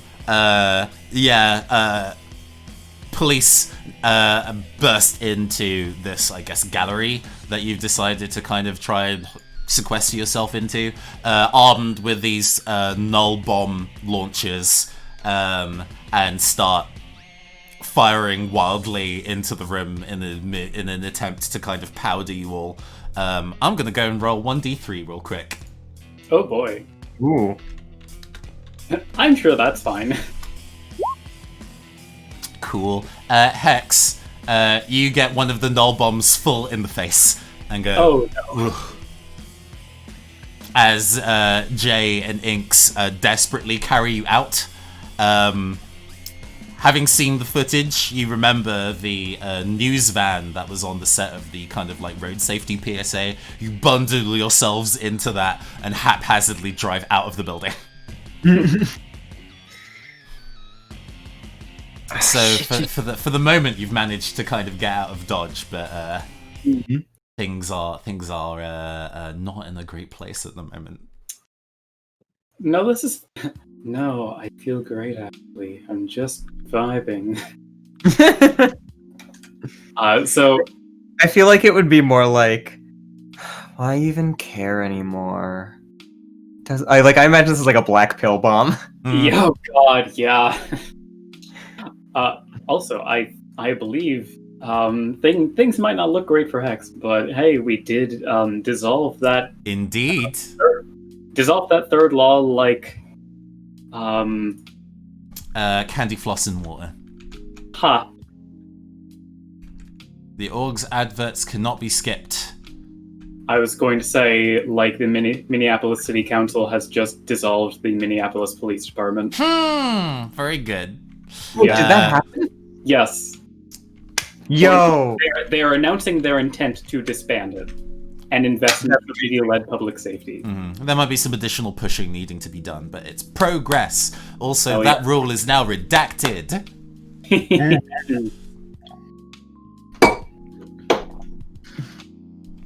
But yes, you are currently out into the. It's getting later in the day.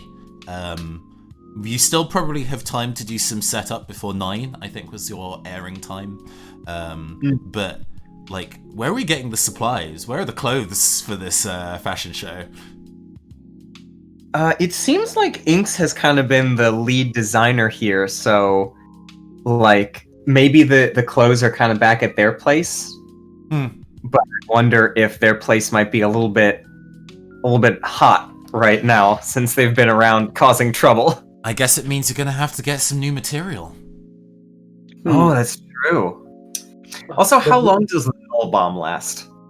It'll wear off, but for now, I'm happy to have like a mild conversation in the drive to the next location, where Hex is kind of slowly shaking off the null bomb effects.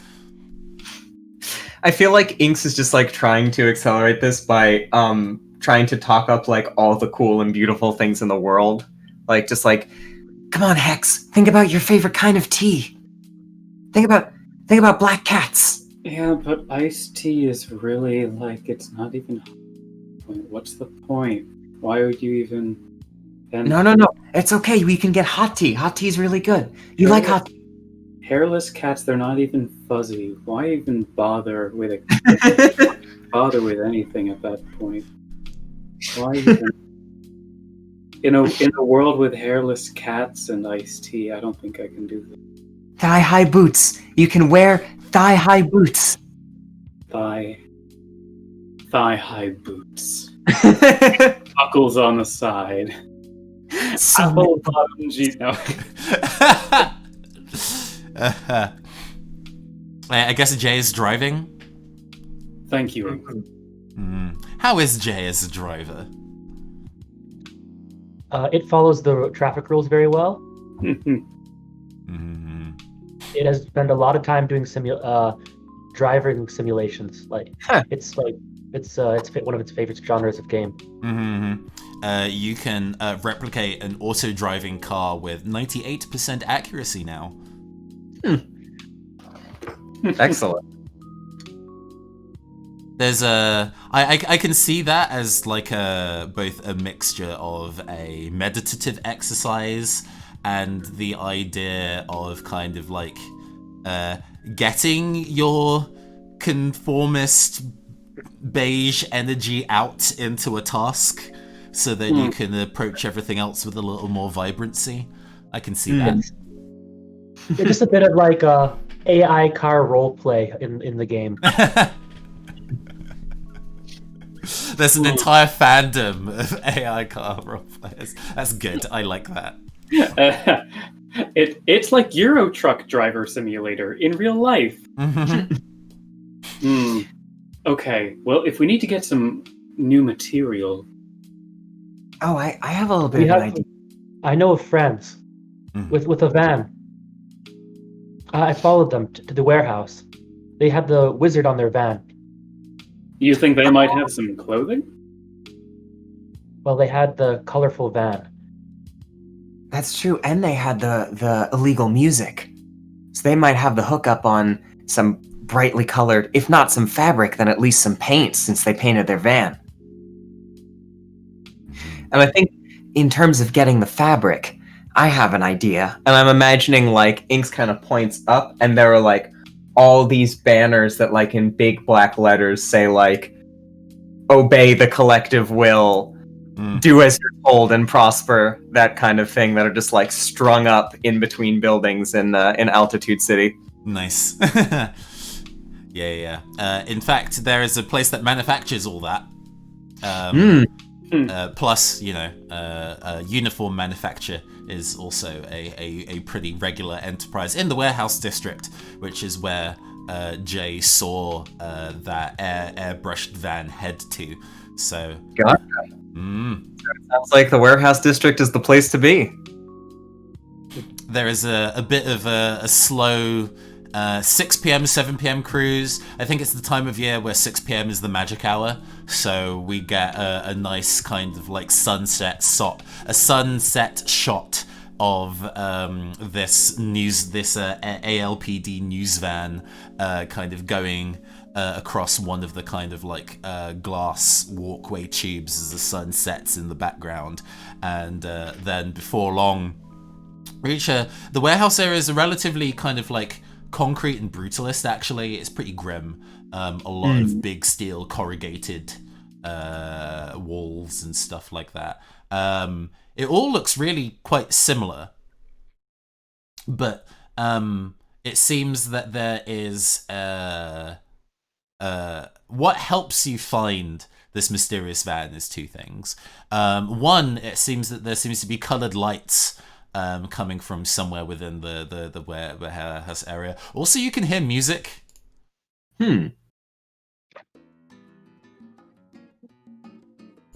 I mean, that seems like a good place to follow. Mm-hmm. This might... I'm willing to bet this might be relevant. It's definitely not of the cities. Yeah, you don't hear this kind of music this jaunty, especially this late. This is way past public noise curfew. Huh. And as you approach, you see this guy, long raven black hair blowing in the breeze, a black and white straw boater hat, and high-waisted but also flared like flamenco style trousers, standing on top of a large, very jury-rigged looking platform. It looks kind of like hodgepodge, and as you drive closer to it, you see that packed in the stage is a fuck ton of fireworks. Oh no, they're hot and dangerous. Which makes them double hot. But yeah, they are on an acoustic guitar, just kind of vibing on top of this very recklessly built structure of fireworks. I like that the fact that on these fireworks playing like samba. It's quite relaxed considering the imagery. Exactly, yeah. But yeah, feel free to. Oh, sorry, give me a sec. Continue to talk. I'm here. This could be the distraction we need to get this broadcast well underway. Just imagine if all of these fireworks go off, and it seems like our friend here is looking to make quite an impression. Well, if we can help make that happen, then we might just get away scot-free with our little runway experiment. Ah, man, Hex, love the way you think. Yeah, they continue to vibe atop the atop this platform, and it seems it's rotating. It's slowly turning towards this warehouse that they're standing outside of, and you can see that there's a big sign that has Altitude City Police Department Uniform Manufacture. Ooh. Wait, that sign's on their platform? Oh, no. It's on the warehouse that the platform is slowly turning towards. I see. I'll let someone else go for this. I've been doing a lot of talking. I feel like Inks just kind of like rubs their hands together and goes, "All right, well, I think we might have found both of the things we were looking for." Excuse me, hey! And Inks just kind of like tries to wave to get Samba Guy's attention. They turn down, they turn around and kind of like make eye contact to you and continue to kind of play. Wait, hello! It is a pleasure to meet a fellow rebel.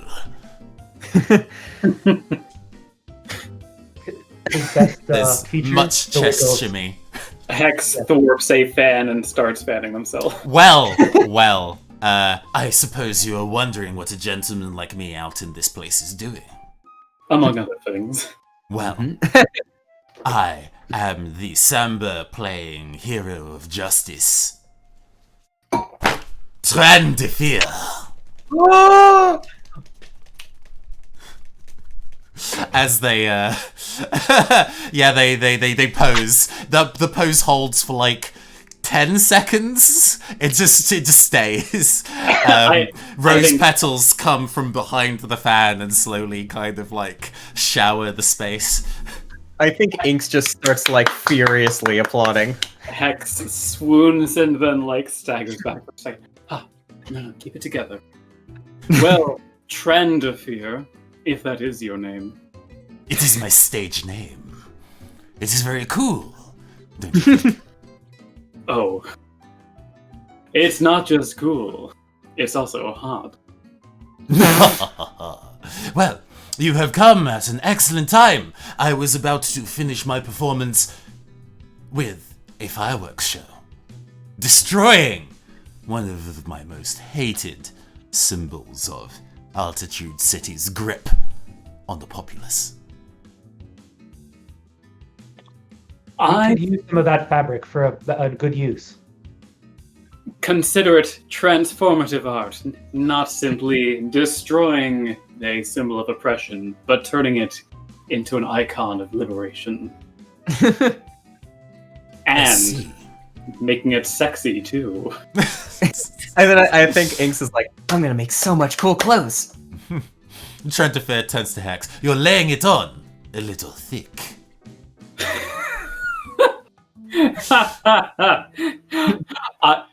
Well, because you just said that, I probably shouldn't make a joke about a little thick, but... The sounds of his ass cheeks clap together. That doesn't happen. That does not happen. I X-card myself.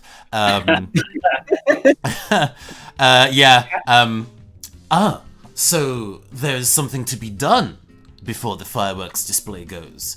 Because this will go up like a house of cards. I think as house of cards are known to do. They are quite flammable. They are made of paper. I think it would be excellent cover if we get in there, grab the fabric, and then, before they have a chance to realize that fabric's gone, hey, the whole building's burned down. Indeed, we're putting on an underground broadcast of subversive fashion.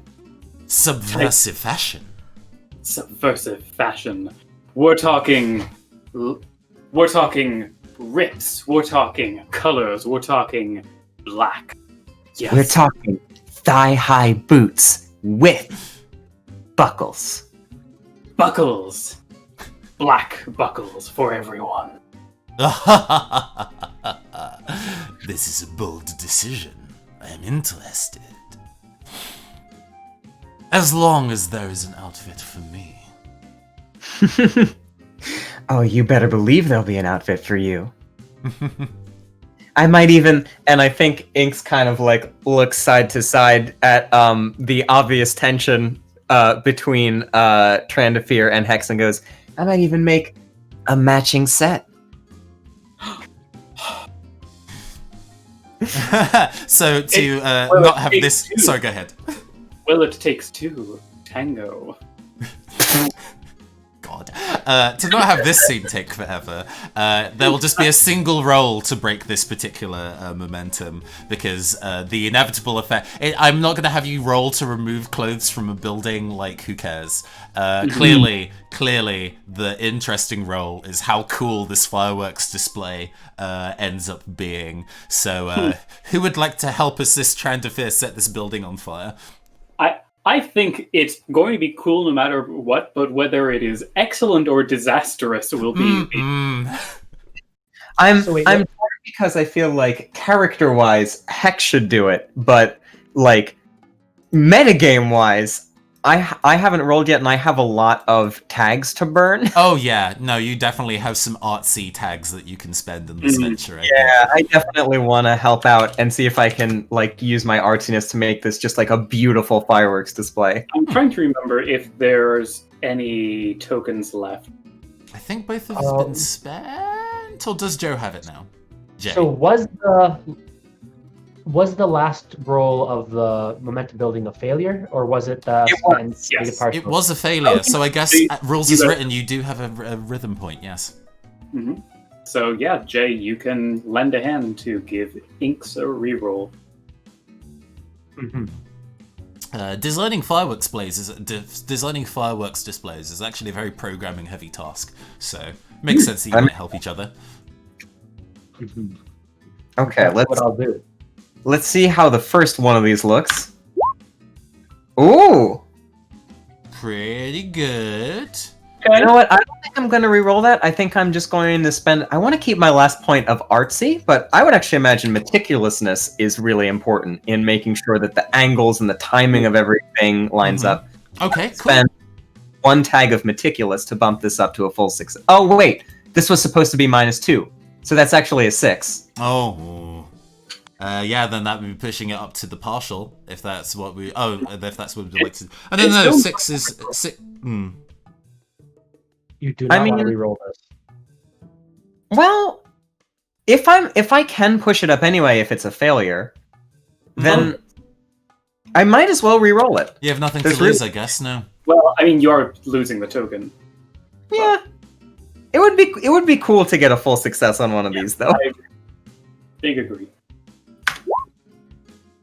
Hey! And I'm Yeah. gonna bump that one up You There you got go. it, Chief. to a full success. Hell yeah. So, yeah. I suppose there's kind of like a very high energy montage. Do I maybe switch this to, let's see what we've got here. Let's go back to electric toothbrush. I like that jam. Yeah. Yeah, I guess there's kind of like a montage of Hex and Trendafir helping to ferry boxes of clothes out of the warehouse. There is a moment where, as they hand boxes over, their fingertips touch. It's like electricity. And meanwhile, there is kind of like, I guess like Inks is almost like storyboarding or describing artistically what they want to happen, and Jay is like, got it, and is typing out all these commands. They've visualized, it's visualized exactly what's supposed to be happening here. Yeah, it's like, oh, and then it's gonna pause for like 3.5 seconds, and then the green fireworks come in, and then can you make them? And like Inks gets out like their sketchbook and is like showing diagrams to Jay, like they go around. I want like a nice heart with all the colors of the rainbow in there. Yeah, Jane nods and and takes notes and pulls out a little bit of chalk and starts writing on the ground about calculations. Hell yeah! Nice. And then, as everything is prepared, you bundle everything equally between Trendafir's wizard van and your news anchor van as you drive away. And because cool folks don't look at explosions, the fireworks show goes off in the back with like a big POC rainbow heart in the background as you all kind of like speed off towards the final destination. And I think it would make sense, since I've probably just stolen a bunch of black fabric, for the law to have been removed to be that only the organization can wear black. Exactly. Oh, in fact, it turns out that some of the dyes that they use to treat the clothes in their non-finished state turn out to be quite flammable. And there is so it's all like, what a really pretty heart-shaped firework display. That was as a gigantic kind of like purple fireball just gushes into the air and then dissipates in glitter.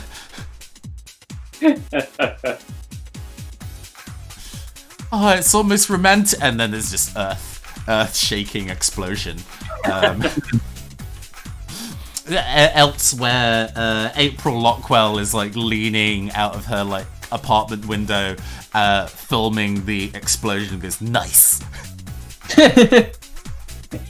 Certified unbelievable. Unbelievable. This rule is thoroughly destroy. Got it. Nice. We're almost there, everybody. Yeah, you've some time has passed. I think there's for some reason, for some bizarre reason, well, no, it's very believable that Trandafir actually has a sewing machine in the back of their van, considering the outfit they were wearing.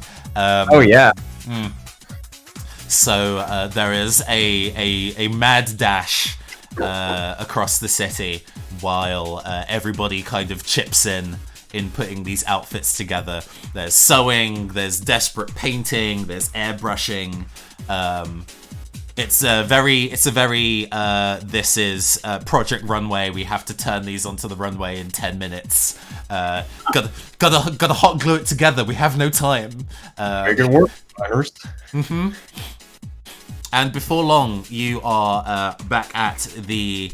Did you say that you wanted to shoot it at ALPD, or did you have a? No. You wanted to shoot it at the base and the basement of the marketplace that you hang out in. I think both were suggested. Which do we want to go with? I personally like the drama of shooting it within the police ALPD department. studios. Oh, yeah. Doing the ALPD. Really stick it to the man that way. Okay. Yeah. The fashion's coming from inside the house. Somewhere, Quinn Commandant's phone rings. Hello? Yes. Yeah. So yes, I guess this music is too cheerful for the tense circumstances that we're currently in. Let's go for this, maybe. Come on, I believe in you, Roll20. Yeah, there we go, we got jams. It's quiet at the ALPD. It seems that after the debacle with all of their ads being hijacked, they actually pulled down ads citywide for a couple of hours while they were trying to unfuck the issue.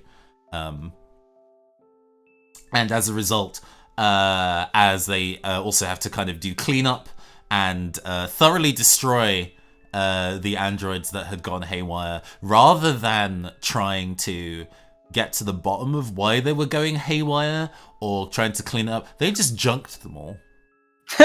Oh, wow. So you see that there's like a large dumpster outside ALPD Studios that is filled to the brim with android parts as the vans pull up outside. I definitely want Inks to like rub their hands with glee and like grab little bits of the android parts to incorporate into their fashion. Mm-hmm. That would be dope. Yeah, no, that'd be cool. You already have a way in. You know that there's a skylight somewhere that you can make your way into, but Goes right over one of the studios. Also, Android eyeball head shoulder pads. Just putting that out there. Anyway. Ooh. Jay's a little sad to see that all the androids were taken out of commission because it liked them. So Jay goes, thanks. Could you make me something like in tribute of those androids?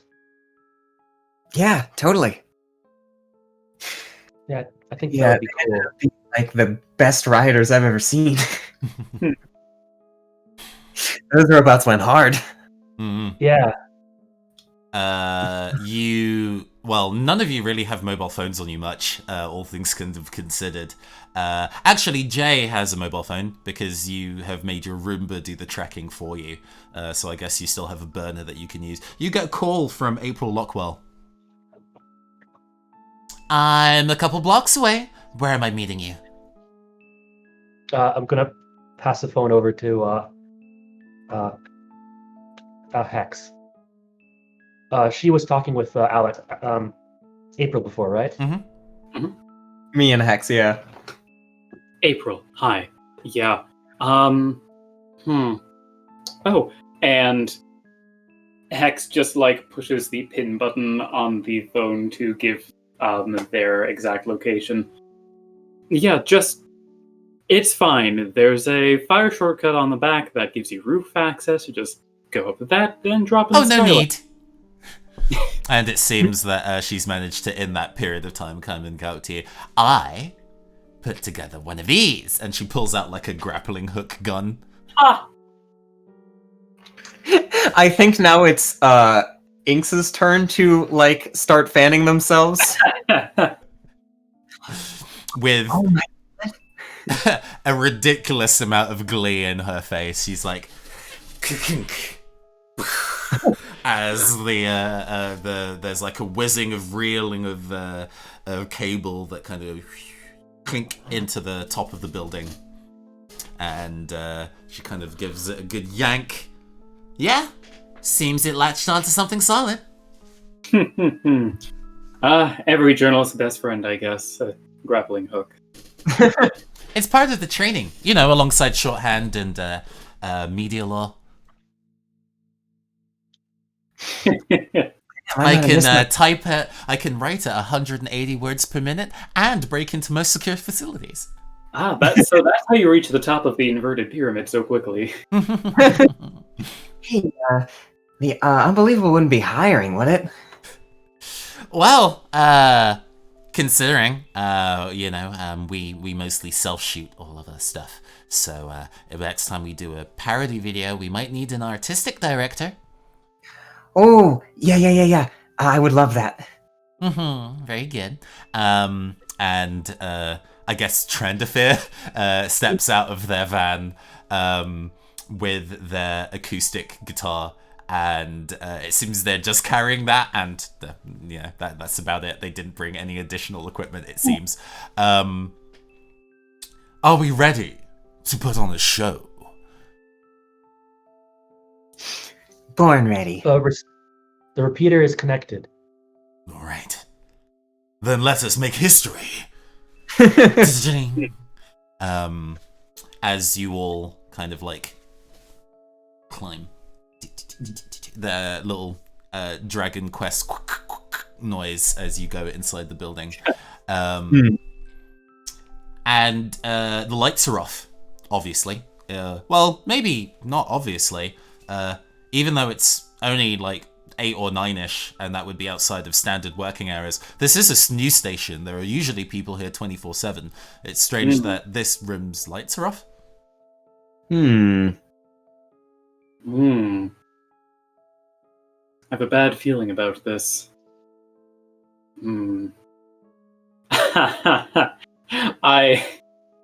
This is very silly. Taking out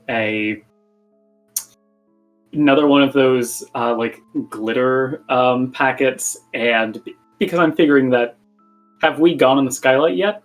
No, I think you're just looking over the top of it, going like, what's in there? Okay. I'd like to see if I can raise one of the panels of the skylight and just like gently sprinkle some glitter dust in to scatter some light around. Huh. Nice. Okay, cool. That doesn't feel that feels subtle enough to not really be a roll. I think that just kind of like happens.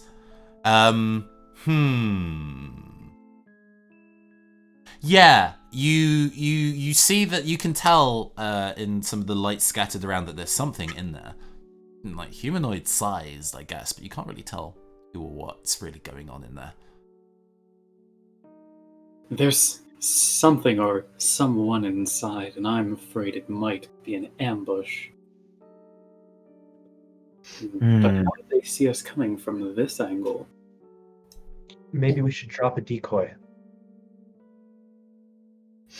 Wait, how many android? Like, I think Inks takes a look at all the android parts they have collected and is like, might be able to make a decoy out of this.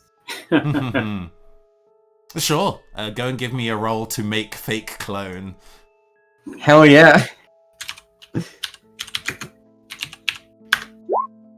Ooh. That's not bad. You know what? It's close to the end of the game. I think I'm going to use my tag in meticulous to meticulously put this clone together and make that a full success. Absolutely. Nice. Yeah. I guess it just looks like one of the androids.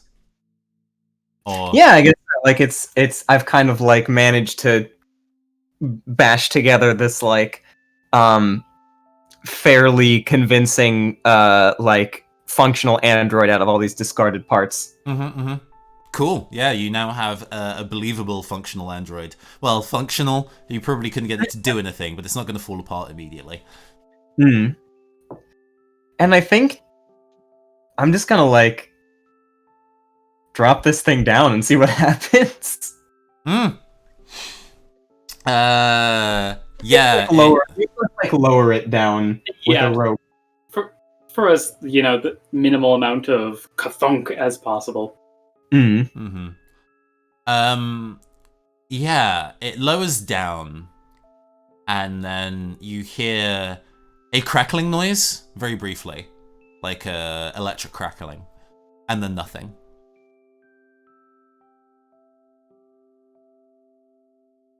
Electric crackling. Maybe the floor is rigged? I want to just drop like a penny or something down there to see if that also starts the crackling. Nothing this time. No, I don't like this. Let's see if we can find another way in.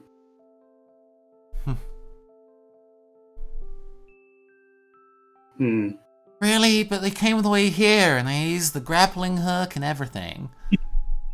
You're right. It would be a shame to let that go to waste. After all, we did just set an entire building on fire with fireworks. I thought you were one to be bold.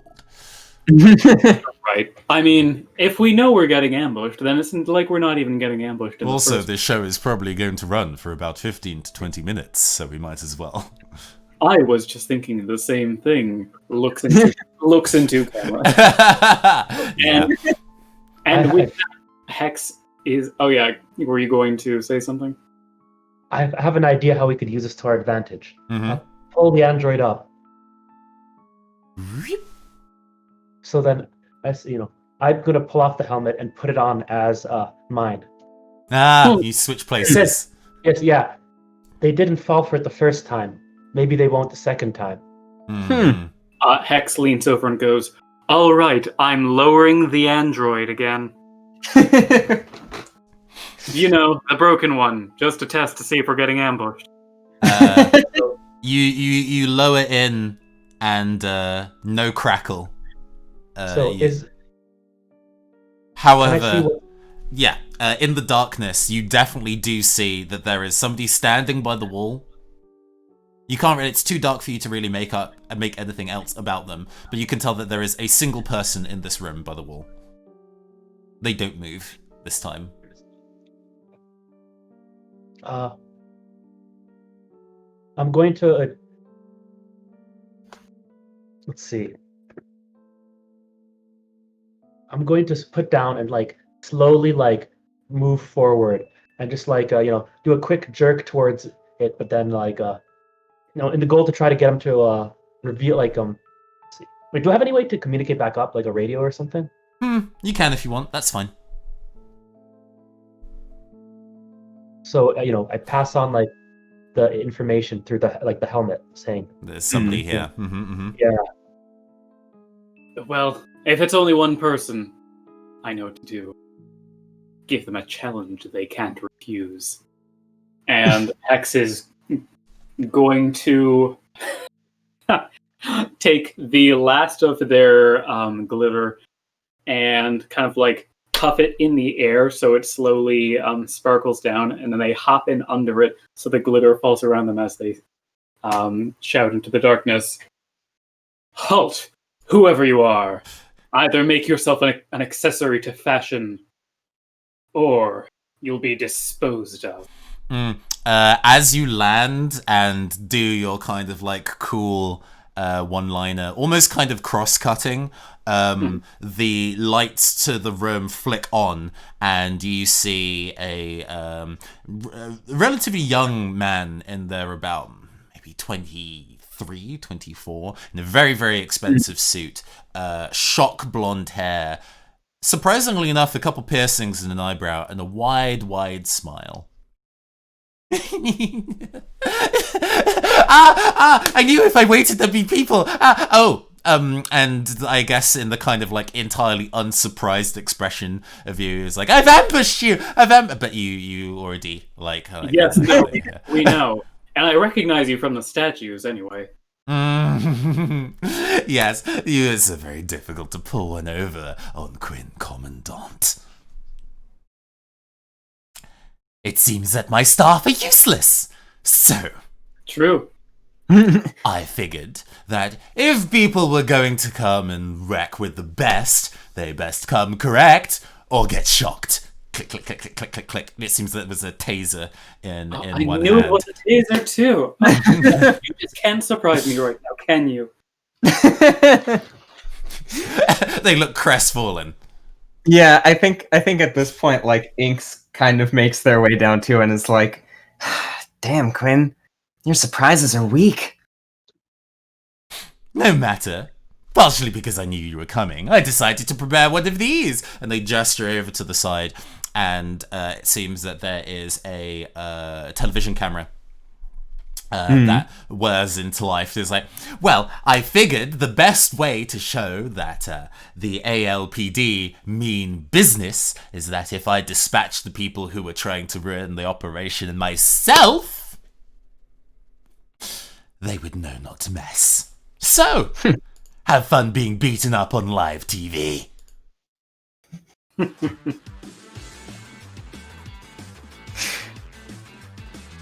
And I think a Quinn Commandant approaches. Command.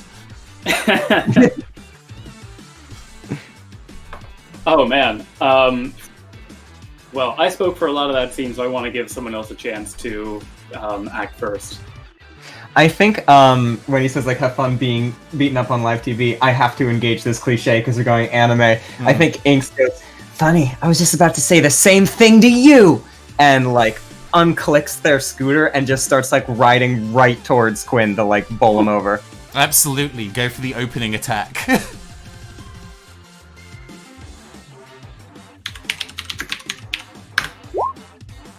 Okay, not bad. Partial, absolutely. I think you go toe to toe, like as you kind of go in. You kind of do the same kind of maneuver where you flick the scooter from underneath you and use it as like a melee weapon, and they catch that with the taser, and you are blade locked, even though neither of you are carrying a sword. Oh my god! And remember, somehow I've modded this thing so like green sparks come out. So I'm Oh imagining god, like sparks are going everywhere. and like black sparks on his side somehow. If this was a video game, one of you would be mashing X to keep. Hex is going to shout, "Inks, get down!" As Hex is like grinding, basically like drifting in, going to try to sideswipe Quinn with basically forcing Inks to back off. So I will give a roll for that, and oh man, I don't think I've used my second tag of ominous, have I? No. I absolutely want to, when the camera cuts over to me, my entire arm is just stickered up with those skulls. Okay. Wow. I guess pushing that to a partial, huh? Pushing that to a partial, baby. Dice love him. I think, like, Quinn, like, while blade testing, looks up and their one eye glints, and they try to come round. It seems that they're also carrying a null bomb launcher and try to, like, just crack Inks with it. Hex knocks Inks out the way and takes a glancing blow from the side of this thing. So nobody takes any significant damage from it, but you've managed to not be blindsided with this attack.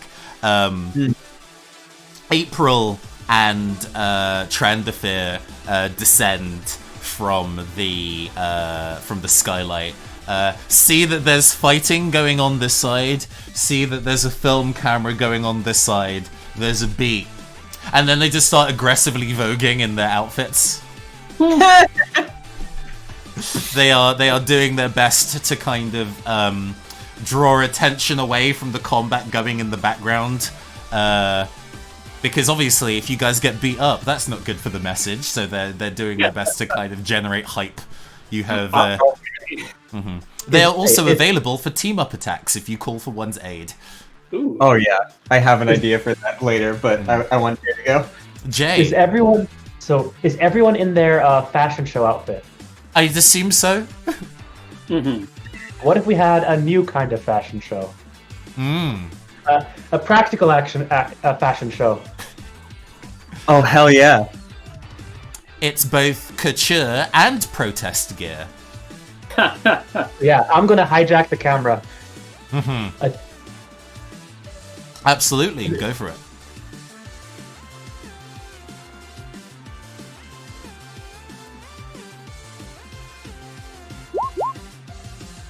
Ooh, hey, an actual roll. Nice. I'm going to bump that up with full using Techie. Okay. So I'm going to sort of like, we had some plans for like music and that sort of stuff.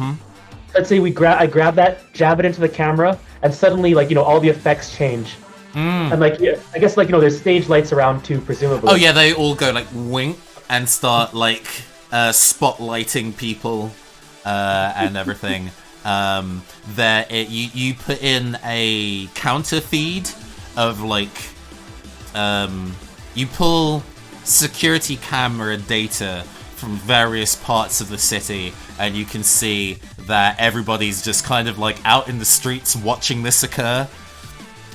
So you're getting all these feeds of audiences that they're cheering. A couple are like using their mobile phones as like glow sticks and are waving. Yeah, it's like, and every blow it's like, light hits, it's a dramatic pose. Quinn is starting to become demoralized. But they are kind of like, okay, fine. And they load the null bomb launcher with different ammo. Uh-oh. And prepare to kind of like level a shot at the group. What do people do? Oh man. Let's see. Hey Inks, you have a token, right? Do I? No, I spent it. Oh, I didn't remember you actually using that. Oh right, you did spend that. Okay, so there's no tokens in play, but I can do a team-up attack with Trend of Fear. You can indeed. Trend of Fear, let's dance. And Hex is going to try to swing by Trend of Fear onto her skateboard, catch Trend of Fear in like a wedding cradle. Bridal carry Trend of Fear, yes. Bridal carry, thank you, yes. And then, like, I'd imagine Inks is very nearby, just riding near Inks, hopping off, and then the two of them are basically just going to collide with Quinn. One of them going for the cannon, one of them going to body press Quinn. Do me a favor and let's go for the dark art of PBTA, but not quite. Some PBTA games let you roll with advantage, which is rolling 3d6 and keeping the two highest. Ooh, okay. Hey, there we go. I love that you know the command for that. Okay, so yeah, 6. That is technically a failure. But let's see. Do I have any tags left that I can use to improve this? I think I've only used Eagle-Eyed once. I'm not sure. Definitely used Ominous twice, and I think I've used Witchy twice. Okay. I think you have only used Eagle-Eyed once. Okay, yes, I'd like to bump this up to a partial using Eagle-Eyed. Okay, sure. As both of you kind of go in for the collision, you both ollie and get airborne. And Hex goes in with the skateboard as a melee weapon. Trandafir kind of goes in with the guitar as a melee weapon. And you kind of like try to X-slash. Hell yeah. Quinn,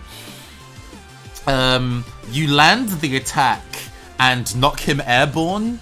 And so currently Quinn is in a combo juggle state. However, the gun, like the launcher, falls out of his hand, hits the floor, and goes off. So there is like an ominous black fog that is now crawling along the floor of the room. I want to do something extremely cartoony and anime. So if this is too much, let me know. But I want to try and fight off this, like, because it's been established I have spray paint cans. I like the idea of like inks like riding around the perimeter of this fog and like spraying it back with the spray paint cans. Sure. Yeah. Try and blow it back. Nice. Yeah. We're gonna have to have someone take advantage of the combo juggle state pretty soon, though. That's true. That might be Jay's doing. Okay, Jay, do you want to see if you can go in for a combo attack as well? Ooh, 5. Are you going to handle that level of success? Or I'm going to use RP to bump that up to a partial. Oh, okay. Could also get a Oh, or actually, no. I'm going to roll with that and get a rhythm token that I can give to Jay for the combo. It's freezing. This weird fog, it's genuinely freezing. And you see, like, ice crystals start to form over your hands as you put the spray cans close to it. And yeah, your hands are almost quite swiftly encased in a layer of ice, making it hard to move. Damn. You can probably try and shatter the ice and warm it back up again, but use of your hands is a little difficult at the moment. Quinn hits the apex of their aerial juggle. So is the taser on the ground? Sure. Yeah, I'm going to scoop it up and get Quinn with his own taser. You might be able to bring what's the name of the news reporter again? April. Actually, I'll do you one better, so everybody has the opportunity to do a team attack. The tiny robot jumps out of your backpack. And it pulls out its like $80 plastic sword and the shard of glass. I'm gonna fuck him up. So you now have a team attack partner. Roll with advantage.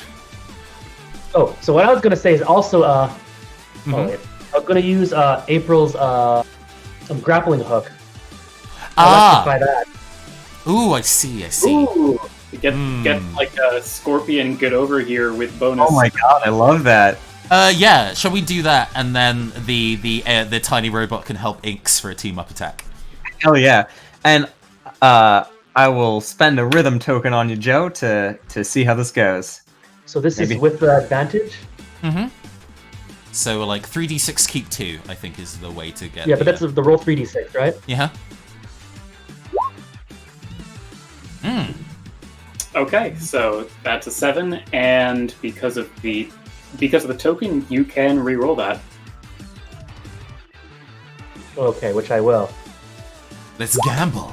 Hey! There you go. Finally, a real number.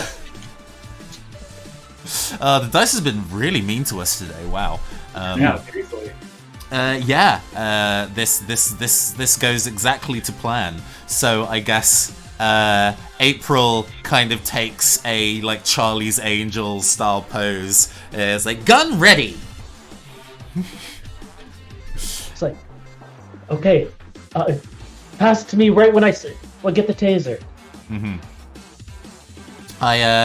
She launches the shot, and I guess the way that I picture this combo attack working, as the kind of like metallic cable goes past you, you then tase the cable, which then goes up the line into the back of Quinn, and and kind of collapses to the floor again, sizzling. The audience cheer, and you all gain 2 hype points, which doesn't do anything, but you feel glad that you have them. Hell yeah. Hype seat. Element type present. Yeah. Okay, well, I think this seems like it's going to be closing it out. Ink, would you like, or Inks even, would you like to do the honors? Hell yeah. So I think this is the combo attack that I would like to do. Inks has previously had to learn and master the art of robot robot riding. Oh yeah. And even though this is a tiny Medibot, I'm gonna just follow me here, and let's assume that it has some like tricked out hover, so it can actually carry like a decent amount of weight. I want to basically like, I guess because my hands are frozen, maybe it's gonna have to carry me, but I want it to like pick me up and like zoom me over to Quinn, and then I guess on the ground just like drop me so that like I basically like aerial curb stomp Quinn on the ground. Absolutely. Go and give me 3d6 keep 2.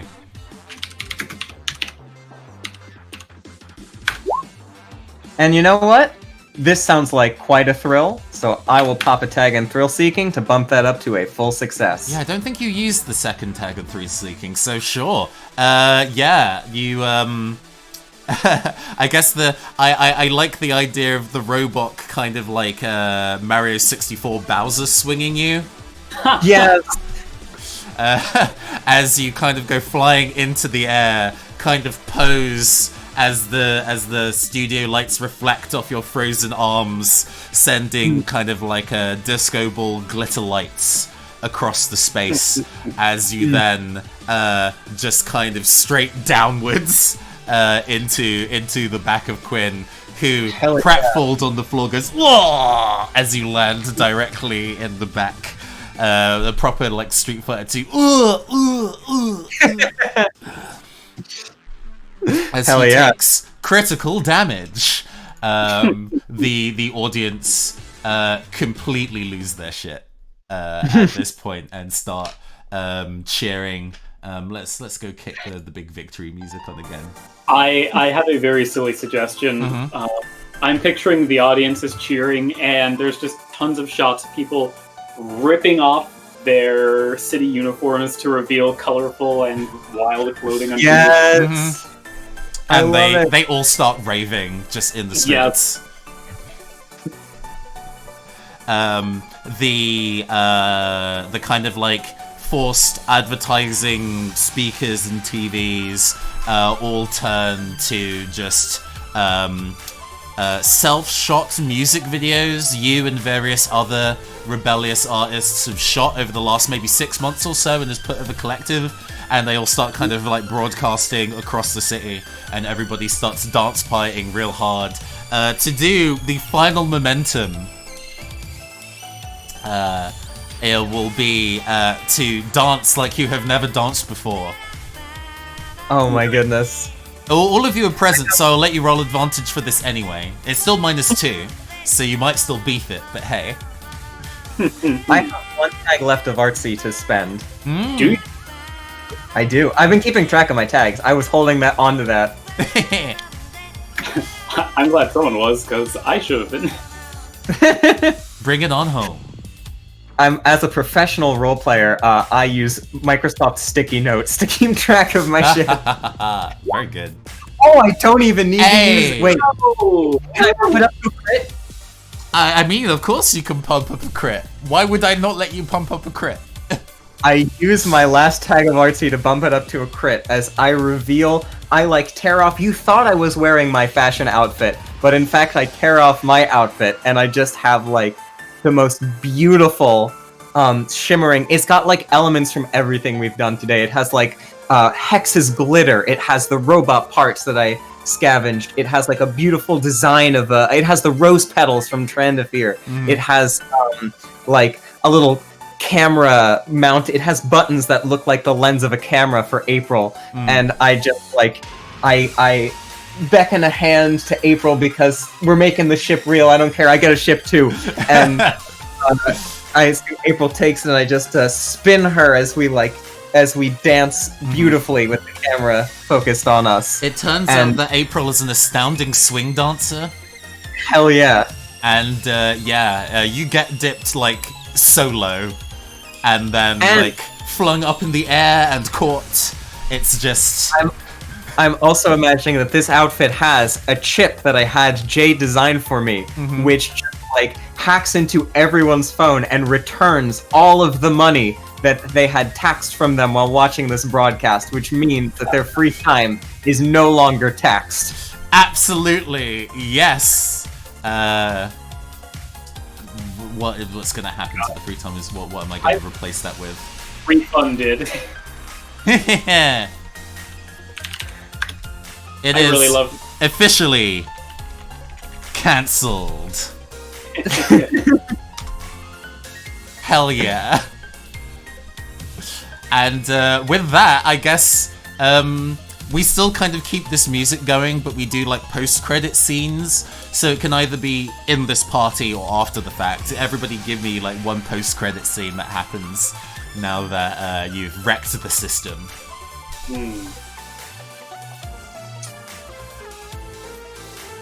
I am. Yeah. So like in so Jay is going back to messing with electronics, but its little robot is doing the dancing around right next to them. I'm picturing. Oh, did I cut you off? No, go ahead.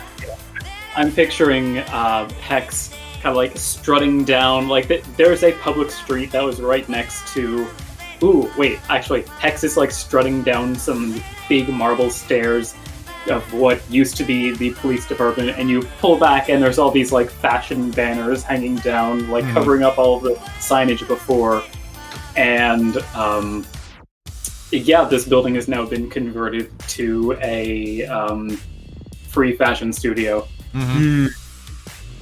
And I think the clip of Ink's, by the way, I did this roll wrong. It shouldn't have been a crit because you knew the -2, but we're gonna just pretend that it was a crit anyway. Yeah. I think there's a shot. The old ALPD studio building has been converted, and it is now Unbelievable Studios. And, Unbelievable!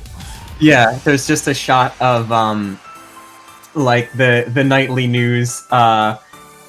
April is there, like, clipboard in hand, getting everybody prepared, like, getting all the scoops, maybe even preparing to go out on camera herself, and you see, Ink's, like, just typing away on a computer as, like, all these incredible graphics, like, show up on the green screen behind her that, like, really just, are beautiful and colorful and completely circumvent the ALPD previous theming. Nice. And with that, I think that is our session of Underground Broadcast. Snaps to everybody. Oh yeah. Nice. That was a blast. Hell yeah. So cool. Let's put on something. I need something a bit more relaxed, otherwise I'm gonna have a heart attack. My semi-ironic suggestion for ending music is Fashion is Danger by Flight of the Conchords. Let's get some chill vibes on while we kind of decompress, do comments and kudos, and do a bunch of shameless self-promotion. Oh, that is the third and final item in the record collection. We did it. We did all 3 of the streams. We made it happen. Nothing caught fire. Yay. Huzzah. Ugh, no, these were all so good. Each of these sessions was genuinely fucking magical. I'm so glad that they all went really, really well. Thank you so much, Will, for being willing to kind of fill in as a player for all 3 games as well. Like, marathoning that shit. Ugh. Yeah, absolutely. I'm happy to be here. You did a fantastic job with all of them. Thank you. Right, so to do things by the book and to explain how we operate on these things, on the games that I like to run, we like to do comments and kudos, or like stars and wishes, as I've heard it be described elsewhere, which is also fancy, but I like kudos as a word. It just rolls off my tongue nicely. Kudos. Where every player just talks about a really fucking rad thing that another player did over the course of the session. And then talking about the session as a whole and things we might be excited about if we were to play this game again. This is a one-shot, so that part doesn't necessarily fit as well in the proceedings. But hey, we have the designer of the game right here, so they can, get additional feedback through play. But yes, let's go for any kudos that would like to be given. Oh, the music got stopped. How wild. I'd say, well, with Will playing as Hex, they had some really good scenes playing off with the NPCs, like with April and with Trandafir. Thank you. Like, really puts there was really some chemistry going on. Thank you. I appreciate that. Let's try this instead. Let me see. Kudos. Who to bequeath my golden chef hat to? Is this French nailed it, or American nailed it, or Mexican nailed it? Yes, of course I'm making the best nailed it. No bias. Oh man, I've got to give my kudos to Sam for the righteous self-determination it takes to go, I am getting a ship, and then getting the ship. That is that won't fall in your lap. You got to fight for that, and I appreciate the fact that you stuck out for yourself. You made that ship sail. Thank you. The ship could sail. I could feel it. Even if it involved me pretending, accidentally getting a crit that wasn't a crit, but it was still going to be a full success. So we'll just count it. If you saw the game that we played with Wandering Spark, where the last thing is like, oh no, you suddenly rolled 110%. I forced this to happen. Too bad. I'm more than happy when it's big final team up attacks where it goes well at the end if that's the mood that we're in. So who cares? It's fine. There you go. And I will go and give my kudos to Joe for Jay because I really enjoyed Jay's, like, your problem solving this session was really fun. Like, everything involving the robots that you did was great. Having us basically like Star Wars Episode 4 Stormtrooper our way around was your idea and very fun. And there were just a lot of times in the session where you would like say, "Oh, what if we did this?" And I'd be like, "Dang it, Joe, that's a really good idea." Thank you. Yeah, no, I think to give kudos to all of y'all, I think for a game, because this is a very heavily improv game. One shots tend to be, I mean, you know, but everybody kept up with me making very dumb changes to the game world on the fly and adapted to those super well, which I think my favorite was the elevator and drones scene. I think everybody got to do really kick-ass things during that. That was really fun and exciting to see you guys handle all those circumstances. Yes. Any kind of like comments stuff about the system or about just generally how things went together? There's a thing that I kind of want to raise actually in terms of dice luck is this game's brutal, man. Jesus. Yeah, no, the dice were surprisingly mean. I'm definitely. I'm realizing I didn't explicitly write that. You can just take the better version of a reroll, but I'm also definitely considering making a couple tiny tweaks. The game released just a couple days ago. I think personally I would shift the thresholds for success criteria a little bit. While those kind of like 7 to 9 of like partial successes in PBTA are pretty common across the board, that's usually because they have at least a modifier of 1 or 2 most of the time on most rolls, and this game doesn't have that, so it makes actually exceeding 7 really hard. My thought was that you would basically be forced to, well, not forced to, but you'd be encouraged to stick to your tags a lot of the time to bump your actions up, because initially it was if you're involving one of your tags, then you can get a +1 or a +2, but after thinking about what a +1 and +2 mean most often, like +1s, just personally to me, I don't like them because they're only relevant if you roll a 6 or a 9. No, I get what you mean. So the idea was, okay, we're going to give a more substantial increase, letting you bump up, a full success grade, but there's going to be slightly limited. Like, you get to do it 6 times. But, okay, fair enough. Neato. So- But yeah, that's my feedback. So go I'm ahead. certainly not saying you're wrong, just explaining my own No, I get you. philosophy. So I know Powered by the Apocalypse is a pretty what's the word, tried and true game. And they generally have the idea that 0 means you're just like an average guy at it. 1 is that you know a little bit about it. +2 is that you're competent, and +3 is that you're like crazy good at it.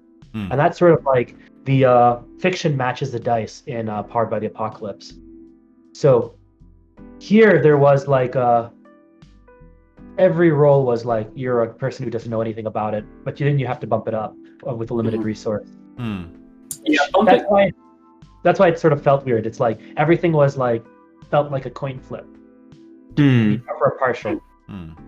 Yeah, I think it's interesting the fact that the mechanical effect of the dice numerical effect of bumping it up can it's generally around a +2 or a +3 to a roll.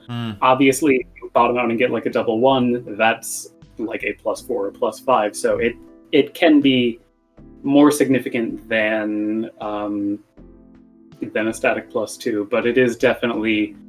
I think it's one thing that I'll need to double check if the rules explicitly state it, but the way that I was envisioning this would be done was that instead of you roll and then you see, oh, do I want to put a tag on this? It is you, before you roll, you say, I want to use this tag on this. Right. So that there's not the, I guess, speeding the dice rolling up a tiny bit, but also so you're not having the thing of being like, let's see how well I did. Oh, it wasn't that good. Let's make it a little bit better. Okay. So you're not getting the mental reinforcement of, oh, it failed. Right. That would have been even more brutal, because then you would have whiffed it. Like you used it and then you didn't need it. Well, the only time you'd use it and not need it is if you already got a crit, which I don't think anyone critted while using their tag once. Like, I think like there's definitely a little bit of risk reward management there. But yeah, I don't think that would have been a negative that often. I think it's very rare that someone came in being like, I'm going to use this tag. Oh, I changed my mind. I'm not going to use it. I think in terms of, because there's a finite number of times you can use those boosts, that puts a technical limit on how long the game can be. And I think the 3 hours that we played is, I think, the ideal length, really, for Underground Podcast, because you'd run out of resources before then. I think it's also just the... everybody finds it difficult, and even I, as somebody who plays Mystic Lilies, where failing on purpose is like a big part of the game, to be kind of like, I don't want to fail, even though it means there's a resource that I can get later. I don't want to fail, but that's like that's not the game's fault necessarily. That is being really used to certain RPG systems that we know what they are, and I don't need to say it out loud, where either you succeed or you immediately fail and there's no gradation. So rolling under your expectations makes you go like, oh, well, I guess I should just turn off my computer and throw it out the window. Shit. Mentioned a lot of the way that game that shall not be named is run has failure as just, oh, well, you don't do it, the game stops. So that there is a mechanic in place where even if you do get the under 6, there's still some stuff that can be done to push things forward. It is a good inclusion. I think that works really well. I guess it's just a reminder to be bold and go for the fails. It's good, actually. But, you know, why spend that on word count when people can just be willing to fail sometimes? Yeah. Okay. I think we can wrap things up a little bit then. All right. And, start shouting out our things. First, let's go to Sam first. Okay. So yeah, we talked about this at the beginning of the stream. I'm actually gonna throw some links into the Twitch chat just because. Yeah, do it. Firstly, earlier this year, as I mentioned at the beginning, I am a musician, and I released my debut album earlier this year. It's called Falling. I'm very proud of it. I worked on it for like 6 years, and as Nathan mentioned, one of the songs from it, an instrumental version, will be featured on this channel soon as the intro to Arcana Core. That probably sounds better when you say it that way. The second thing that I want to link to is a tab I just closed out of for no reason. Is my YouTube channel. I've been, since we've all been in lockdown, at least where I live, I have been basically every week to 2 weeks making a song based on prompts that people send me in.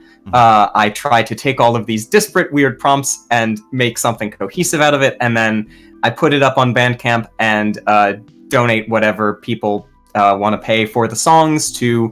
It's mostly gone to COVID relief for artists, but I'm thinking probably this week there are a lot of relevant causes that I might be diversifying and spending to in regards to like bail funds and stuff like that. So if you'd like to check it out, I'm really proud of the last couple. Honestly, I'm proud of all of them, but I think the last couple I've done have really turned out well. So give that a look if that sounds good to you.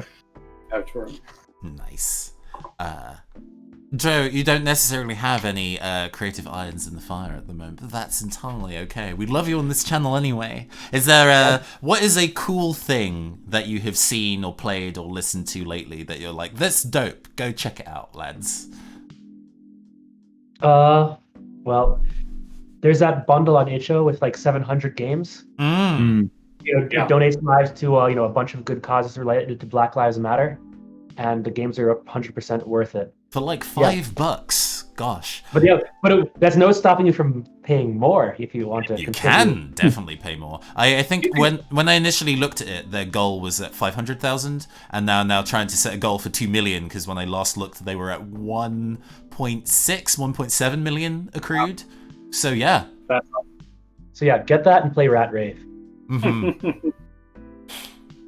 No, the number of games in that I have mentally added to either Cyberpunk Book Club or Urban Fantasy Book Club, or for one-shots to run on this channel. I have got a lot of new material to work with, and I'm very excited about featuring some of those on the stream. So yes, definitely support that.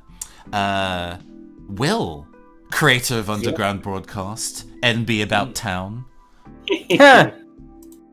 Yes, you can find me on Twitter at Raffy the Owl if you want to. Recently it's been retweeting a lot of things about the current sitch, as it were. But if you want to, also a good way to hear about when I release new games, as I did just a couple days ago. What game was that? I haven't heard of this. One of them was we played today, and the other one was a game called New Connections, a world-building game / tool about making settings that feel alive and interconnected. And you can find all of my work at merrymancergames.com. Indeed. Yes. I once again... They also have a Patreon, patreon.com/willyule. Oh, very good. Thank you. I, once again, am the androgynous android game show host from the future, Nathan Blades. I run this channel, as well as doing a tabletop RPG podcast called The Talent Agency. You can find this and all my other project at Phantom Arts Ent on Twitter, up there.